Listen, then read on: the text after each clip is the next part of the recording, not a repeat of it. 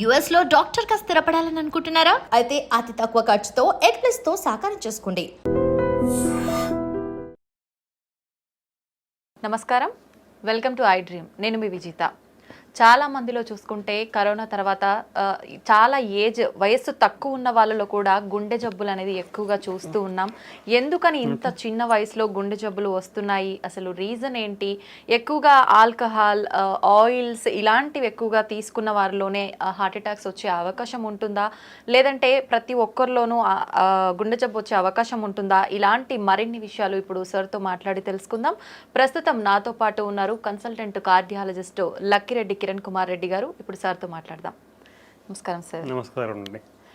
Sir, గుండె ఆరోగ్యంగా ఉండాలి అంటే ఎల్డిఎల్, హెచ్డిఎల్ లెవెల్స్ అనేవి ఎంతలో ఉంటే హెల్తీగా ఉన్నట్టు sir?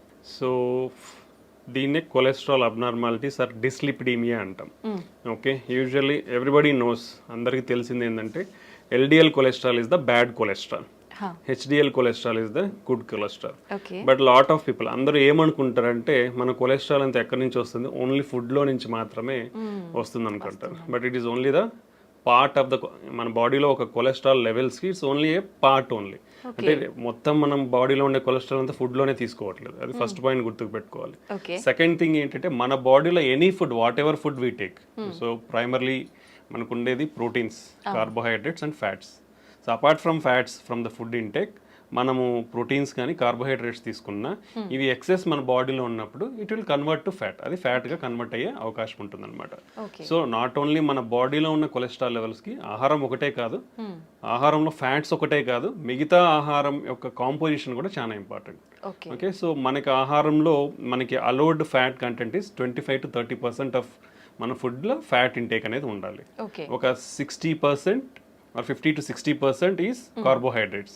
20%, 15 to 20% is protein intake. ఇవి మన కంపోజిషన్ ఆఫ్ ఫుడ్ కంపోజిషన్లో ఇవి ఉండాలి. ఓకే, ఇవన్నీ ఇన్ఫ్లుయెన్స్ చేస్తాయి మన బాడీలో ఉండే కొలెస్ట్రాల్ని. సో రేంజెస్ అనేది చాలా అంటే డిఫరెంట్ కొలెస్ట్రాల్కి ఒక్కొక్క రేంజ్ ఉంటుంది, ఎప్పుడు అబ్నార్మల్ అని చెప్తాం అనేది. దీంట్లో మేజర్ కాంపొనెంట్స్ రెగ్యులర్గా మనం బ్లడ్ టెస్ట్ చేసినప్పుడు మనం రెగ్యులర్గా చూసే కాంపొనెంట్స్ టోటల్ కొలెస్ట్రాల్ ఒకటి ఉంటుంది. So total cholesterol less than 200 milligrams per deciliter ఉండాలి. If it is more than 250 it is indication for treatment. Okay, triglycerides తీసుకుంటాం. Triglycerides usually less than 150 milligrams per deciliter ఉండాలి. More than 200 milligrams per deciliter ఉంటే we have to take the treatment. Then HDL cholesterol అనేది యూజువల్గా it is a good cholesterol కాబట్టి మన బాడీలో ఎక్కువ ఉండాలి. అంటే it should be more than 60 milligrams per deciliter. Less than around 40 to 50. ఫీమేల్స్లో అయితే లెస్ దెన్ 50, మేల్స్లో అయితే లెస్ దెన్ 40 ఉంటే it's low amount of HDL cholesterol. So that is a risk factor again. So ఇవి మన బాడీలో ఉండే కొలెస్ట్రాల్, బేసిక్ కొలెస్ట్రాల్ లెవెల్స్ ఒక abnormal values అనమాట. బట్ ఈవెన్ ఈ లెవెల్స్ కూడా ఒక్కొక్కసారి మనకి విత్ ఇన్ నార్మల్ రేంజ్ ఉండొచ్చు. ఉండి ఈవెన్ దెన్ పేషెంట్స్ కానీ పీపుల్ హార్ట్ అటాక్ వచ్చే ఛాన్సెస్ ఉండొచ్చు. So there are another component of cholesterol, అంటే సబ్ కాంపొనెంట్స్ ఆఫ్ లిపిడ్స్ అంటాం మనం. లైక్ లైపోప్రోటీన్ ఏ అనేది ఇంపార్టెంట్, అపోలైపోప్రోటీన్స్ అని ఉంటాయి. సో ఈ కాంపొనెంట్స్ కూడా చాలా ఇంపార్టెంట్ అనమాట. సో మనము ఒకవేళ ఈ basic cholesterol levels even with in normal range ఉన్నా కానీ మనం ఫర్దర్ టెస్టింగ్ ఆఫ్ కొలెస్ట్రాల్ అనేది చెక్ చేయాల్సిన అవసరం ఉంది. సో ఈ బ్యాడ్ కొలెస్ట్రాల్, గుడ్ కొలెస్ట్రాల్ అనేది నాట్ ఓన్లీ ఫ్రమ్ ఫుడ్, మనం తీసుకునే ఫ్యాట్ ఇంటేకే కాదు, rest of the food intake అనేది కూడా చాలా ఇంపార్టెంట్. సో మనం తీసుకునే ఫుడ్లో ఈక్వాలిటీ ఆఫ్, అంటే కార్బోహైడ్రేట్స్ ఉండాలి, ప్రోటీన్స్ ఉండాలి, ఫ్యాట్స్ ఉండాలి. సో కొలెస్ట్రాల్ అనేది మన బాడీలో కూడా ప్రొడ్యూస్ అవుతుంది కాబట్టి అసలు కొలెస్ట్రాల్ అంటే ఫ్యాటీ ఫుడ్స్ తీసుకోవద్దా అనేది it's not correct. So your body needs fatty acids. ఎందుకంటే మన ప్రతి body is made up of cells అంటాం. ప్రతి సెల్స్ లో కూడా we are having lipid components. So for integrity of our body we need fats, but it should be in a controlled manner, not in excessive manner అనమాట. So for suppose if you take oily foods, when you take deep fried foods, they are unhealthy. How much amount of oil you have to take? So oil is limitation around 4 teaspoons. 4 teaspoons per person. Okay. So that is the limitation of amount. Daily. So daily intake of this. So you should not take more than that. And second thing is then is what is the reusability of the oil? That is most important. You should not reuse it repeatedly. Fry చేసుకుంటాం అలానే పెడతాం మళ్ళీ reuse. So it should not be done. So ఇది ఒకటి. Third thing ఏంటంటే now all the మార్కెట్లో చాలా వరకు పార్షియలీ హైడ్రోజనేటెడ్ రిఫైన్డ్ ఆయిల్స్ అనేవి వస్తుంటాయి. Those are not healthy. So whatever it is cold pressed oils or organic oils ఉంటే those are better. So for fat intake. So these are the cholesterol abnormality levels to consider. Okay, ఎక్కువగా అంటే మనం తీసుకునే foods వల్ల కూడా heart attack వచ్చే chance ఉంటుంది కాబట్టి అటువంటి ఫుడ్స్ ఏంటి సార్ అసలు? బేసికల్లీ బేసికల్లీ ప్రతి ప్రాబ్లమ్కి whatever problem you take now it is it related to lifestyle. What is meant by lifestyle? Two basic components of lifestyle is food and exercise. So in the food, healthy food. So what is healthy food? If you come to heart, what is heart healthy food? So usually ga manaki clinical studies and trials lo prove aina diets patterns anedi konni unnai. One of the important diet pattern is called Mediterranean diet pattern antam. So this is Mediterranean anedi oka sea surrounding areas lo they follow this diet pattern. Vallalo heart problems ne chala takku unnai. So that is why it is recommended to safeguard your heart. Heart హెల్తీగా పెట్టుకోనికి that is usually the recommended diet. దీంట్లో ఏముంటాయి? So బేసికల్ it's like A pyramid. ఈ పిరమిడ్ల base అనేది చాలా పెద్దగా ఉంటుందంటే లార్జ్ అమౌంట్ ఆఫ్ క్వాంటిటీ తీసుకోవాలి. Top of the pyramid small ఉంటుంది కాబట్టి అవి లో అమౌంట్ తీసుకోవాలి. So if you come to the base of the pyramid, first thing is exercise is compulsory in this diet pattern. That everybody has to follow. ఎటువంటి exercise చేయాల్సి ఉంటుంది sir? మనకి guide lines ప్రకారం, అమెరికన్ గైడ్ లైన్స్ ప్రకారం 150 minutes of moderate intensity exercise per week. అంటే daily 30 minutes for 5 days. Moderate intensity exercise అంటే కొంచెం walk, brisk walk are mild cycling కానీ మైల్డ్ స్విమ్మింగ్ కానీ ఇలా చేస్తే that amount of exercise for 30 minutes per day is enough. లేదా high intensity exercises అంటాం. That is required only 75 minutes per week. అంటే 20 minutes for 3 days, like 60 to 75 minutes per week. That is enough. So that even with this minimum exercise, you can stay healthy. Like what are the high intensity exercises? Like jogging and running, full length swimming, tennis ఆడడం, single person tennis ఆడడం, ఇవన్నీ కూడా high intensity exercises. Along with that, for 3 days a week, a minimum time like 15 to 20 minutes of strengthening exercises. That also will have a positive impact on our heart health అనమాట. So these are the exercise recommendations for 1 person to follow. So ఇవి follow అవుతూ then diet. The diet basically contains of whole grains and cereals. అంటే పప్పు దినుసులు అవన్నీ కూడా refined. ఇప్పుడు మనం రైస్ తీసుకోండి, వీట్ తీసుకోండి, whatever the products available in the market they are all refined. So refined foods అనేది యూ షుడ్ స్టాప్. ఒకరు ఈ రిఫైన్డ్ ఫుడ్స్ అనేది తినడం స్టాప్ చేయాలి. Because these are having high glycemic index. High glycemic, so more absorption and immediately sugar levels will rise, hormonal imbalance, insulin imbalance, all this will happen. So you should keep away from this refined foods nunchi dooram undali. Whole grains like whole wheat, brown rice, unpolished rice, ilanti తీసుకొని like millets, other grains, పప్పు దినుసులు ఇవన్నీ ఎక్కువ అంటే minimum daily you should take around 3 servings per day. You have to take these things. Next comes fruits and vegetables.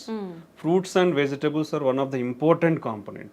Vegetarian diet, plant-based diet is much healthier than animal-based diet. Okay. So daily you should take around 4 to 5 servings of fruits and vegetables. In India, if you come, hardly less than 50% of the population in India eat only one time a week. అంటే ఒక్కసారి మాత్రమే వారంలో fruits తీసుకుంటున్నారు మన భారతదేశంలో. You see how much gap is there. Okay, even vegetables కూడా like daily 4 to 5 servings of vegetables కూడా it is hardly 20 to 25% in all India. So you see how much gap in the diet, healthy dietary patterns we are following. Okay, this is one of the important. Next thing is oils. Oils limited amount, 1 teaspoon is equal to 5 grams. Okay, you should take around 4 to 5 teaspoons per person. That is the limitation amount. And reusable oils anedi undakudu. So among these oils, extra virgin olive oil is the better thing, and any plant based oil is good. Plant based oils lo kuda we have to go for like cold pressed oils. Better avoid refined oils అనేది avoid చేయాలి. దాంట్లో కూడా mono unsaturated or poly unsaturated fatty acids ఉన్న ఆయిల్స్ని prefer చేయాలి. Like sunflower, soybean oil, sesame oil, ఇవి they are good in mono or poly unsaturated fatty acids. Okay, then if you come to poultry or fish, non vegetarian. In non vegetarian usually the preferred is fish. Any oily fish or Fish is the preferred non-vegetarian diet. Apart from that, poultry, chicken. Chicken doesn't have any harmful effects on the heart. So you can take a chicken. That also like 2 to 3 servings per week. Not more than that. Okay Okay. Then if you come to dairy products, dairy also 1 or 2 times a day you can take dairy products. Then on the top, which is the minimal amount, like hardly once in a month okay or even less than that, all the processed foods and the red meat. The red meat comes like mutton, lamb, sheep, pork, beef. All this comes under red meat. So it is not advisable to take all these things. And all sugar sweetened beverages like cool drinks, which is the very harmful. బయటికి పోతే చాలు cool drink తాగుతారు, అది అలవాటు అయిపోతుంది అందరికి.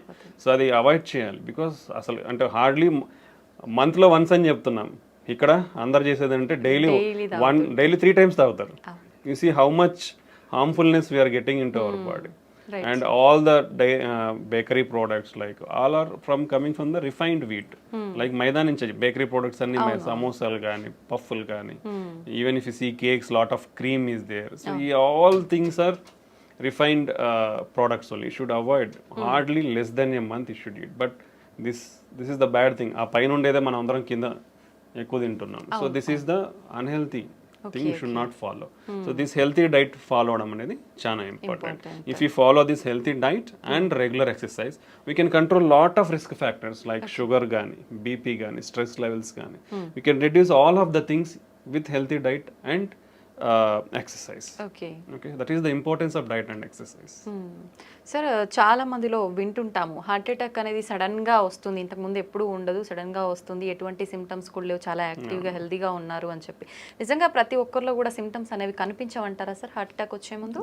Usually heart attack అనేది ఎందుకు వస్తుందంటే మన రక్తనాళాలు అంటే గుండె పైన 3 రక్తనాళాలు ఉంటాయి. So left side 2, right side 1. ఇది వైటల్, మన హార్ట్ పంపింగ్ కి మన హార్ట్ కూడా బ్లడ్ సప్లై అవ్వాలి. మన హార్ట్ ఏం చేస్తుంది, మన బాడీకి బ్లడ్ సప్లై చేస్తుంది. బట్ హార్ట్కి కూడా బ్లడ్ సప్లై కావాలంటే ఆ రక్తనాళాల ద్వారా బ్లడ్ అందాలి. ఓకే, సో ఆ రక్తనాళాలలో లోపల అంటే మనం ఇది ట్యూబ్ అనుకుంటే ఈ లోపల ఇన్నర్ లైనింగ్ లో మనకి ప్రాబ్లం అంతా స్టార్ట్ అయ్యింది.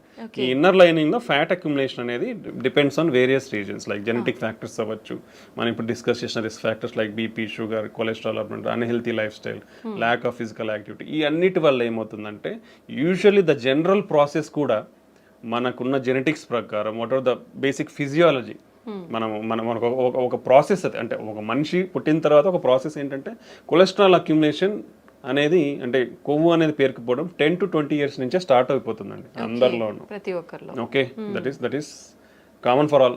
ఓకే ఓకే ఓకే, అది స్టార్ట్ అవ్వాలి around from 20 years it will start. అది ఫర్దర్గా ఎలా హార్ట్ అటాక్ దారి తీస్తుంది అనేది it depends on all these risk factors we discussed. Okay, that's the main thing. So దీంట్లో 2 రకాలు అనమాట. ఈ కొవ్వు అనేది నిదానంగా మన లెవెల్స్ని బట్టి పేరుకుపోతూ వస్తుంటుంది. సో 10% ఉండొచ్చు, 20%, 50%, 70%. If it is more than 70% block ఉంటే మనకి గుండెకి అనేది రక్తం అనేది సరిగా అందక మన హార్ట్ అనేది స్ట్రెస్కు గురి అవుతుంది. ఓకే, ఇది ఒక మెథడాలజీ. సో అలా స్ట్రెస్కు గురైనప్పుడు ఏమవుతుంది, ఇప్పుడు నేను నడుచుకుంటూ పోతున్నాను ఫాస్ట్గా, నాకు ఎక్సర్సైజ్ ఉన్నప్పుడు మన బాడీకి స్ట్రెస్ గురైనప్పుడు ఏమవుతుందంటే మనకు పంపింగ్ ఎక్కువ కావాలి. పంపింగ్ ఎక్కువ కావాలంటే హార్ట్కి బ్లడ్ అనేది ఎక్కువ అందాలి. ఎప్పుడైతే ఈ బ్లాక్ ఉంటుందో, లైక్ ఇప్పుడు ఇలా ఉంది, ఒక ట్యూబ్ ఉంది అనుకోండి, వాటర్ ఫ్లో అవుతుంది. ఇప్పుడు కంప్లీట్ గా నార్మల్గా ఉన్నప్పుడు ఫాస్ట్ గా ఫ్లో అవుతుంది. అదే నువ్వు హాఫ్ బ్లాక్ అయిపోయింది అనుకోండి, స్లో వస్తుంది. లైక్ ద సేమ్ వే మన హార్ట్ గుండె రక్తనాళాల్లో కూడా ఈ బ్లడ్ అనేది ఈ బ్లడ్ వెజల్ అనేది మూసుకుపోయింది అనుకోండి 70%, బ్లడ్ సప్ అనేది తగ్గిపోతుంది. తగ్గిపోయినప్పుడు హార్ట్ పంపింగ్ అనేది తగ్గుతుంది. అప్పుడు మనకు సిమ్టమ్స్ లైక్ నడిచినప్పుడు కానీ, ఏదైనా పని చేసినప్పుడు కానీ, స్ట్రెస్లో ఉన్నప్పుడు ఆయాసం రావడము, ఛాతీ నొప్పి రావడము, కళ్ళు తిరగడము, వీక్నెస్ లాగా ఉండడము, ఇలా మేనిఫెస్ట్ అవుతుంది కొందరిలో. ఇది అంటే మేజర్ హార్ట్ అటాక్ రాకముందు, సడన్ హార్ట్ అటాక్ రాకముందు ఇలాంటి సిమ్టమ్స్ ఫేస్ అయ్యే ఛాన్స్ ఉంటుంది. బట్ చాలా మంది ఏం చేస్తారంటే ఇవి ఏజ్ తో రిలేటెడ్ అలా వచ్చినాయి అనుకోవడమో, లేదంటే నేను పని చేసినాను కాబట్టి పని చేస్తే ఇలా ఉంటాయి అనుకోవడం అనేది నెగ్లెక్ట్ చేస్తారు. సో ఆ నెగ్లిజెన్స్ వల్ల వీళ్ళు రికగ్నైజ్ చేయకపోవడం వల్ల సడన్ గా హార్ట్ అటాక్ కి గురవుతారు. బట్ ఇది ఒక కాంపోనెంట్ అయితే, ఇప్పుడు మనం 70% అయితే మనకు సిమ్టమ్స్ తెలుస్తాయి. But even sudden heart attacks అనేది ఈ మెకానిజం వేరు. ఈ సడన్ హార్ట్ అటాక్ లో ఏమవుతుందంటే, ఫర్ సపోజ్ 20% బ్లాకే ఉంది మనకి, 20% బ్లడ్ ఫ్లో బాగానే ఉంటుంది. బట్ ఈ అన్కంట్రోల్ షుగర్ కానీ, బీపీ ఎక్కువైనప్పుడు కానీ, లేదా స్ట్రెస్కి గురైనప్పుడు కానీ ఇలా ఏమవుతుందంటే ఈ పొర ఉంటుంది, ఏది కొలెస్ట్రాల్ పెరిగిపోయిన దాని మీద పొర, అది సడన్గా రప్చర్ అయిపోతుంది, బర్స్ట్ అయిపోతుంది. బర్స్ట్ అయినప్పుడు ఈ లోపల ఉండేటివి బ్లడ్లో ఎక్స్పోజ్ అవడం వల్ల మన బ్లడ్లో ఉండే ప్లేట్లెట్స్ కోయాగులేషన్ ఫ్యాక్టర్స్ అంటే బ్లడ్ క్లాటింగ్ ఫ్యాక్టర్స్ అంటాం, ప్లేట్లెట్స్ అవి సడన్గా వచ్చేసి అక్కడ అన్ని చేరుకుపోతాయి. చేరుకుపోయినట్టు ఇమీడియట్గా బ్లడ్ వెజల్ అనేది బ్లాక్ అవుతుంది. ఇమీడియట్గా బ్లాక్ అయినప్పుడు సడన్ హార్ట్ అటాక్ వస్తుంది అనమాట. ఇది సడన్ హార్ట్ అటాక్ రానికి ముఖ్య కారణం. ఓకే, సో దానికి మనము ప్రియంటివ్గా మనకున్న రిస్క్ ఫ్యాక్టర్స్ని చెక్ చేసుకోవడం, రెగ్యులర్గా ఉన్న వాటిని కంట్రోల్లో పెట్టుకోవడం, హెల్తీ లైఫ్ స్టైల్ ఫాలో అవడం వల్ల ఇవన్నీ తగ్గించుకునే ఛాన్స్ ఉంటుంది. But we can't completely prevent, we can reduce the chances but we can't completely prevent. Okay, ఇది mechanism of heart attack. So ప్రీవియస్గా ఏ సిమ్టమ్స్ లేని వాళ్ళు కూడా ఈ 20% ప్లాక్స్ అనేది సడన్గా బర్స్ట్ అయినప్పుడు సడన్ హార్ట్ అటాక్ వచ్చే అవకాశం ఉంటుంది అనమాట. ఓకే, ఇది అక్యూట్ హార్ట్ అటాక్ అంటాం. మనం ఫస్ట్ ప్రీవియస్గా స్లోగా నడిచేటప్పుడు వచ్చేదాన్ని chronic coronary syndromes, chronic heart attack లాగా చెప్పొచ్చు అనమాట. ఇది మనకు హార్ట్ అటాక్ వచ్చే విధానం. ఓకే సార్, ఇందాక మీరు కూడా చెప్పారు చాలా మంది నెగ్లెక్ట్ చేస్తారు ఇలాంటి సిమ్టమ్స్ ఉన్నప్పుడు అని. కొంతమంది అనుకుంటారు గ్యాస్ట్రిక్ ప్రాబ్లం వల్ల కూడా నొప్పి వస్తుంది అని చెప్పి, అది ఇది ఆయాసం నార్మల్గా కొంచెం వెయిట్ ఎక్కువ ఉన్న వాళ్ళకి కానీ, కొంతమంది ఎక్కువ ఎక్సర్సైజ్ చేయని వాళ్ళకి కానీ వస్తూనే ఉంటుంది. దీనికి దానికి డిఫరెన్స్ తెలుసుకునే అవకాశం ఉంటుందా సార్? ఇప్పుడు యూజువల్గా హార్ట్ అటాక్లో వచ్చే పెయిన్ ఏంటంటే మనం ఛాతీ చాలా బరువు ఉంటుంది అనమాట. అంటే ఒక 100 kgs వెయిట్ పెట్టినట్లు ఉంటుంది మన ఛాతీ మీద, ప్రెషర్ ఫీల్ అవుతాం. ఓకే, నొప్పి కాదు, basically it's like discomfort. Heavy బరువు పెట్టేస్తే ఏమవుతుంది, ఊపిరి ఆడకుండా అవుతుంది. సో ఆ బరువుతో పాటే మనకి ఈ ఊపిరి ఆడకుండా ఉండే సెన్సేషన్ తెలుస్తుంది అనమాట. So that is typical of heart attack. Okay, అది చాలా ఇంపార్టెంట్. అలా కాకుండా సమ్ టైమ్స్ సూదులు కూర్చున్నట్లు ఉండడం కానీ, లేదా ఏదో మైల్డ్గా నలతగా ఉండి మైల్డ్ పెయిన్ తెలుస్తూ ఉంది, లేదా ఆ పెయిన్ ఇట్లా చేతికంతా పాకుతున్నట్లు తెలియడము, దాంతో పాటు వామిటింగ్ వచ్చిన సెన్సేషన్ ఉండడం కానీ, లేదా కళ్ళు తిరిగినట్లు ఉండే అవకాశం ఉంటుంది. ఓకే, చెమటలు పట్టిపోతాయి, చాలా ఎక్కువ పట్టిపోతాయి చెమటలు. సో ఇలా కూడా సిమ్టమ్స్ ఉండొచ్చు అనమాట. Okay, so but gastric pain ఎలా ఉంటుంది యూజువల్గా ఏంటంటే మనకి కొంచెం ఈ పొత్తి కడుపులో మంటగా ఉంటుంది, మంటగా ఉండి ఆ పైకి గ్యాస్ట్రిక్ రిఫ్లక్స్ అంటాం, యాసిడ్ కాబట్టి ఆ రిఫ్లక్స్ కూడా ఇక్కడ నుంచి ఇక్కడ వరకు కూడా మనకు బర్నింగ్ ఉంటుంది గొంతు వరకు. యూజువల్గా గ్యాస్ట్రిక్ పెయిన్ అలా ఉంటుంది అనమాట. But any type of pain, అంటే మనం డిస్క్రైబ్ చేసుకున్న పెయినే హార్ట్ అటాక్ అని ఉండాల్సిన అయితే ఉండదు, అది టిపికల్. అలా ఉంటే కంపల్సరీ హార్ట్ అటాక్. బట్ అలా కాకుండా కూర్చున్నట్లున్న పెయిన్గా ఉన్న అది కూడా హార్ట్ అటాక్ అయి ఉండొచ్చు. Okay, any pain. That's why నేను ఎప్పుడు ప్రతి ఇంటర్వ్యూలో ప్రతి ఒక్కరికి నేను ఒకటే చెప్తాను, నీకు ఎటువంటి ఛాతీ నొప్పి వచ్చినా ఒక 30 సంవత్సరాలు 40 సంవత్సరాలు దాటిన తర్వాత నెగ్లెక్ట్ చేయొద్దండి. గ్యాస్ ట్రబుల్ పెయిన్ అనుకోవద్దండి, లేదా కండరాల నొప్పి అని అనుకోవద్దండి, లేదా ఎముకలు నొస్తున్నాయని అనుకోవద్దండి. మీకు ఆ నొప్పి తగ్గట్లేదు, విపరీతమైన నొప్పి ఉంది, ఆ ఇంటెన్సిటీ అంటాం, పెయిన్ ఇంటెన్సిటీ అంటాం, మైల్డ్గా ఉంది, పెరుగుతుంది, ఆ ఇంటెన్సిటీ అలా పెరుగుతూ ఉన్నా, సో అలాంటప్పుడు ఇమ్మీడియట్గా ఒకే ఒక చిన్న టెస్ట్, ఈసీజీ టెస్ట్ అంటాం. జస్ట్ హాస్పిటల్ ఎక్కడికి పోయినా, ఏ చిన్న క్లినిక్ పోయినా majority of the times diagnostic సెంటర్లలో కూడా ఈసీజీ అవైలబిలిటీ ఉంటుంది. సో అలా ఇబ్బంది ఉన్న వాళ్ళు ఒక చిన్న ECG, that cost very less than around 200 to 300 కంటే ఎక్కువ ఉండదు ఈసీజీ అనేది. ఓకే, సో ఎక్కడికి పోయినా అలాంటి ఈసీజీ అనేది తీస్తారు. సో ఆ చెస్ట్ పెయిన్ అనేది ఎటువంటి చెస్ట్ పెయిన్ ఉన్నా ఒక ఈసీజీ తీసుకుంటే ప్రాణం కాపాడుకోవచ్చు. ఎందుకంటే అక్యూట్ హార్ట్ అటాక్ ఈసీజీలో చాలా ఈజీగా తెలిసిపోతుంది. సో దాంట్లో హార్ట్ అటాక్ చేంజెస్ ఉన్నాయా, ఇమీడియట్గా డాక్టర్స్ అక్కడ ఉన్న అవైలబిలిటీ ఉంటే ట్రీట్మెంట్ ఇస్తారు, లేదంటే రెఫర్ చేస్తారు. ఒకవేళ అది నార్మల్గా ఉందంటే ఊపిరి పీల్చుకొని then you can evaluate slowly. Okay, so any type of chest pain, ఎటువంటి ఛాతీ నొప్పి ఉన్నా కానీ ఏ మాత్రం నిర్లక్ష్యం చేయకుండా ఇమీడియట్గా ఒక ఈసీజీ టెస్ట్ తీసుకొని మీ ప్రాణాలను కాపాడుకోండి. That's the good thing. Sir, once pain వచ్చింది అనగానే వెంటనే టెన్షన్ ఎక్కువైపోతుంది, అసలు పక్కన ఉన్న వాళ్ళకి కూడా ఏం చేయాలనేది అర్థం కాదు. అటువంటి టైంలో మనం హాస్పిటల్కి వెళ్ళే ముందుగానే ఇంట్లో జాగ్రత్త తీసుకునే అవకాశం ఉందంటారా సార్? బేసికల్లీ ఫస్ట్ థింగ్ ఏంటంటే ఇట్లా సడన్ హార్ట్ అటాక్ వచ్చినప్పుడు there is no time. Even with this latest technological advancements, మనకు ఇంతకుముందు హార్ట్ అటాక్ ఎలా కనుక్కోవాలో రీచబిలిటీ ఉండేది కాదు, ఏది ఇన్వెస్టిగేషన్స్ కానీ. ఇప్పుడు ఎక్కడికి పోయినా, ఏ చిన్న విలేజ్కి కానీ చిన్న టౌన్కి వెళ్ళినా ఫాస్ట్గా వెళ్ళొచ్చు, ఈసీజీ తీయించుకోవచ్చు, డయాగ్నోస్ చేసుకోవచ్చు. ఇంత అడ్వాన్స్మెంట్స్ ఇన్ ట్రాన్స్పోర్టేషన్ ఉన్న, టెక్నాలజీలో ఉన్న, ఈవెన్ ఇప్పటికీ కూడా before reaching the hospital 50% of the people die at home or during the transport to hospital. So that much severity is the heart attack. So it doesn't give time. Basically, it doesn't give time. It depends on lot of factors. Heart attack వచ్చిన వాళ్ళు సడన్గా చనిపోవచ్చు ఇంట్లో. ఇప్పుడు మనం చాలానే వింటుంటాం నిద్రలోనే చనిపోయినారు. ఇట్ విల్ హ్యావ్ సడన్గా బ్లాక్ అయినప్పుడు ఏమవుతుందంటే ఈ మన కండరం అనేది ఎలక్ట్రికల్ సిస్టమ్ ఉంటుంది బాడీలో, అది సడన్గా బ్లడ్ ఫ్లో తగ్గిపోవడం వల్ల ఫిబ్రిలేట్ అవుతుంది అనమాట. ఫిబ్రిలేట్ అంటే హార్ట్ రేట్ అనేది ఫాస్ట్ కొట్టుకుంటుంది. సో అది రికగ్నైజ్ చేసే లోపలనే పేషెంట్ విల్ డై. బికాస్ చాలా మందికి తెలియదు how to recognise it. Okay, that's why immediately when the person ఎవరైతే కొలాప్స్ అయిపోయి పడిపోతారో వాళ్ళకి మనం ఇంటికి సిపిఆర్ అనేది స్టార్ట్ చేయమని చెప్తాం. So that will give time. అంటే ఒక మెడికల్ పర్సన్ వచ్చి ట్రీట్మెంట్ ఇచ్చే లోపల ఇట్ విల్ గివ్ టైమ్. ఎందుకంటే మనం ప్రెస్ చేసినప్పుడు బ్లడ్ సర్క్యులేషన్ అనేది జరుగుతుంది కాబట్టి it will keep our brain and other organs intact కాబట్టి. సో ఇప్పటికీ కూడా 50% of the heart attacks can't reach hospital. So కాబట్టి ఇటువంటి వారు ఫస్ట్ ప్రికాషనరీ మెజర్స్ ఏంటంటే స్క్రీనింగ్ ప్రోగ్రామ్స్. ఎందుకంటే మన లైఫ్ స్టైల్ మనల్ని ఈ ఎరాలోకి తోసేసింది. మనం అందరం కూడా వర్స్ట్ లైఫ్ స్టైల్లోనే ఉన్నాం. Everybody is like that. Okay, 30 years దాటితే బీ కేర్ఫుల్, 40 years దాటితే ఇంకా be careful. So annual screening checkups, that is most important. That is if you తీసుకుంటే బీపీ కానీ షుగర్ కానీ 1 in 3 persons are undiagnosed. Okay, so ఎవరికి తెలియదు. ఆడి hospital పోతే బీపీ ఉందన్నారు, హాస్పిటల్ పోతే షుగర్ ఉందన్నారు అని చెప్తారు. సో మనకు తెలియదు చాలా జబ్బులు మనకు ఉన్నాయని, బికాస్ అర్లీ స్టేజెస్ లో మేనిఫెస్ట్ కావు సిమ్టమ్స్ అనేది. So we have to identify through some investigations. So annual screening programmes అనేది చాలా important. Okay, second thing, BP కానీ షుగర్ కానీ కొలెస్ట్రాల్ అబ్నార్మాలిటీస్ ఉన్న వాళ్ళు కానీ వీళ్ళందరూ చాలా జాగ్రత్తగా ఇప్పుడు బీపీ ఉన్న వాళ్ళు they have to keep 1 BP monitor in their home. ఇప్పుడు ఎందుకంటే హాస్పిటల్లో చూసే బీపీ వాల్యూస్ కంటే ఇంట్లో ఉన్న బీపీ వాల్యూస్ చాలా యాక్యురేట్ ఉంటుంది. దట్ హోమ్ బీపీ బేస్డ్ ట్రీట్మెంట్సే ఇస్తాం మేము కూడా. ఇఫ్ సంబడి ఎవరన్నా ఇంట్లో బీపీ రెగ్యులర్గా నోట్ చేసుకుంటున్నారంటే ఆఫీస్లో ఒక 20 వరకు ఎక్కువ ఉండొచ్చు because of anxiety are lot of things. Okay, home BP monitoring అనేది చాలా ఇంపార్టెంట్ బీపీ కంట్రోల్లో పెట్టుకోండి. ఓకే, రెగ్యులర్గా బీపీ మిషన్ అనేది పెట్టుకోవాలి. బీపీ షుగర్ ఉన్న వాళ్ళు కూడా అట్లీస్ట్ మంత్లీ చెక్ చేయించుకోవాలి. ఎవ్రీ 3 monthsకి HbA1c టెస్ట్ అనేది ఒకటి చేసుకోవాలి. Okay, strict control of BP and diabetes చేసుకోవాలి. కొలెస్ట్రాల్ లెవెల్స్ కూడా స్ట్రిక్ట్ కంట్రోల్లో ఉండాలి. Healthy lifestyle, take healthy food. అవసరమైనంత మాత్రమే తినండి, అనవసరంగా ఏదో ఇప్పుడు ఏంటంటే అవైలబిలిటీ ఈజీ అయిపోయింది. If you see some 30 years back people are dying from malnutrition. Food కానీ ఇవన్నీ అందక చనిపోయేవాళ్ళు. బట్ ఇప్పుడు అంతా బికాస్ మాల్ న్యూట్రిషన్ వల్ల ఫుడ్ వల్ల ఇట్లా అయిపోతున్నారని గవర్నమెంట్స్ అన్ని ఏం చేశారంటే policies easy availability of food చేసేసాయి. లైక్ ఫ్రీ పథకాలు కానీ అంటే చాలా ప్రొవిజన్స్ ఇచ్చేసారు.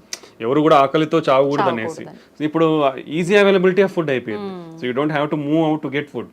So easy availability of food అయిపోయిన తర్వాత వచ్చింది కదా ఉంది కదా అని తినేస్తా ఉన్నారు. That will lead to lot of problems. So take your healthy diet, take required proportions only and do regular exercise. So ఇలా ప్రికాషనరీ మెజర్స్ తీసుకుంటే మనము ఈ హార్ట్ అటాక్ సడన్ గా వచ్చే దాని నుంచి ప్రివెంట్ చేసుకోవచ్చు. బట్ బిఫోర్ ఎనీథింగ్ అంటే ఒక హార్ట్ అటాక్ వచ్చే ముందర మనకి మినిమం కొంచెం ఛాతీ నొప్పి కానీ ఆయాసంగా ఫీల్ అవ్వడం, ఆ ఆయాసంతో యాంగ్జైటీ, ఎయిర్ హంగర్ అంటాం, మనకి ఏదో గాలి ఆడట్లేదు అనిపిస్తుంది.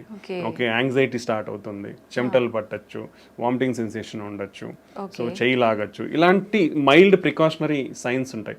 పర్టికులర్లీ మనం తీసుకుంటే డయాబెటీస్ కానీ ఎల్డర్లీ మోర్ దాన్ 60-65 years వాళ్ళలో కానీ ఫీమేల్స్ కానీ పర్టికులర్లీ ఈ 3 కేటగిరీలో సిమ్టమ్స్ అనేది చాలా తక్కువగా తెలుస్తాయి. ఛాతీ నొప్పి వచ్చినా దే కాంట్ రికగ్నైజ్, ఎందుకంటే మైల్డ్గా ఉంటాయి వాళ్ళలో. సో ఆ మైల్డ్ది నెగ్లెక్ట్ చేస్తే more dangers. So particularly females, elderly people more than 60-65 years and diabetes ఉన్న వాళ్ళు ఎంత మైల్డ్ సిమ్టమ్ ఉన్నా ఇమీడియట్గా they should go to hospital and evaluate. దాన్ని సరి చేసుకుంటే మనము అర్లీగా రికగ్నైజ్ చేసుకొని will prevent further complications.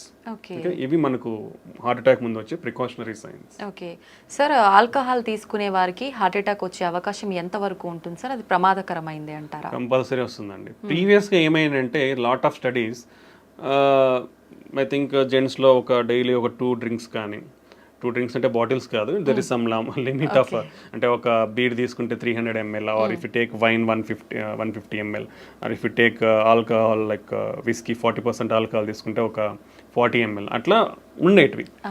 Like 2 drinks per day for men and 1 drink per day for women అనేది. But all the recent guidelines for the past 2 years మనకు వచ్చిన clinical trials and studies, what ever alcohol you take it is risky only.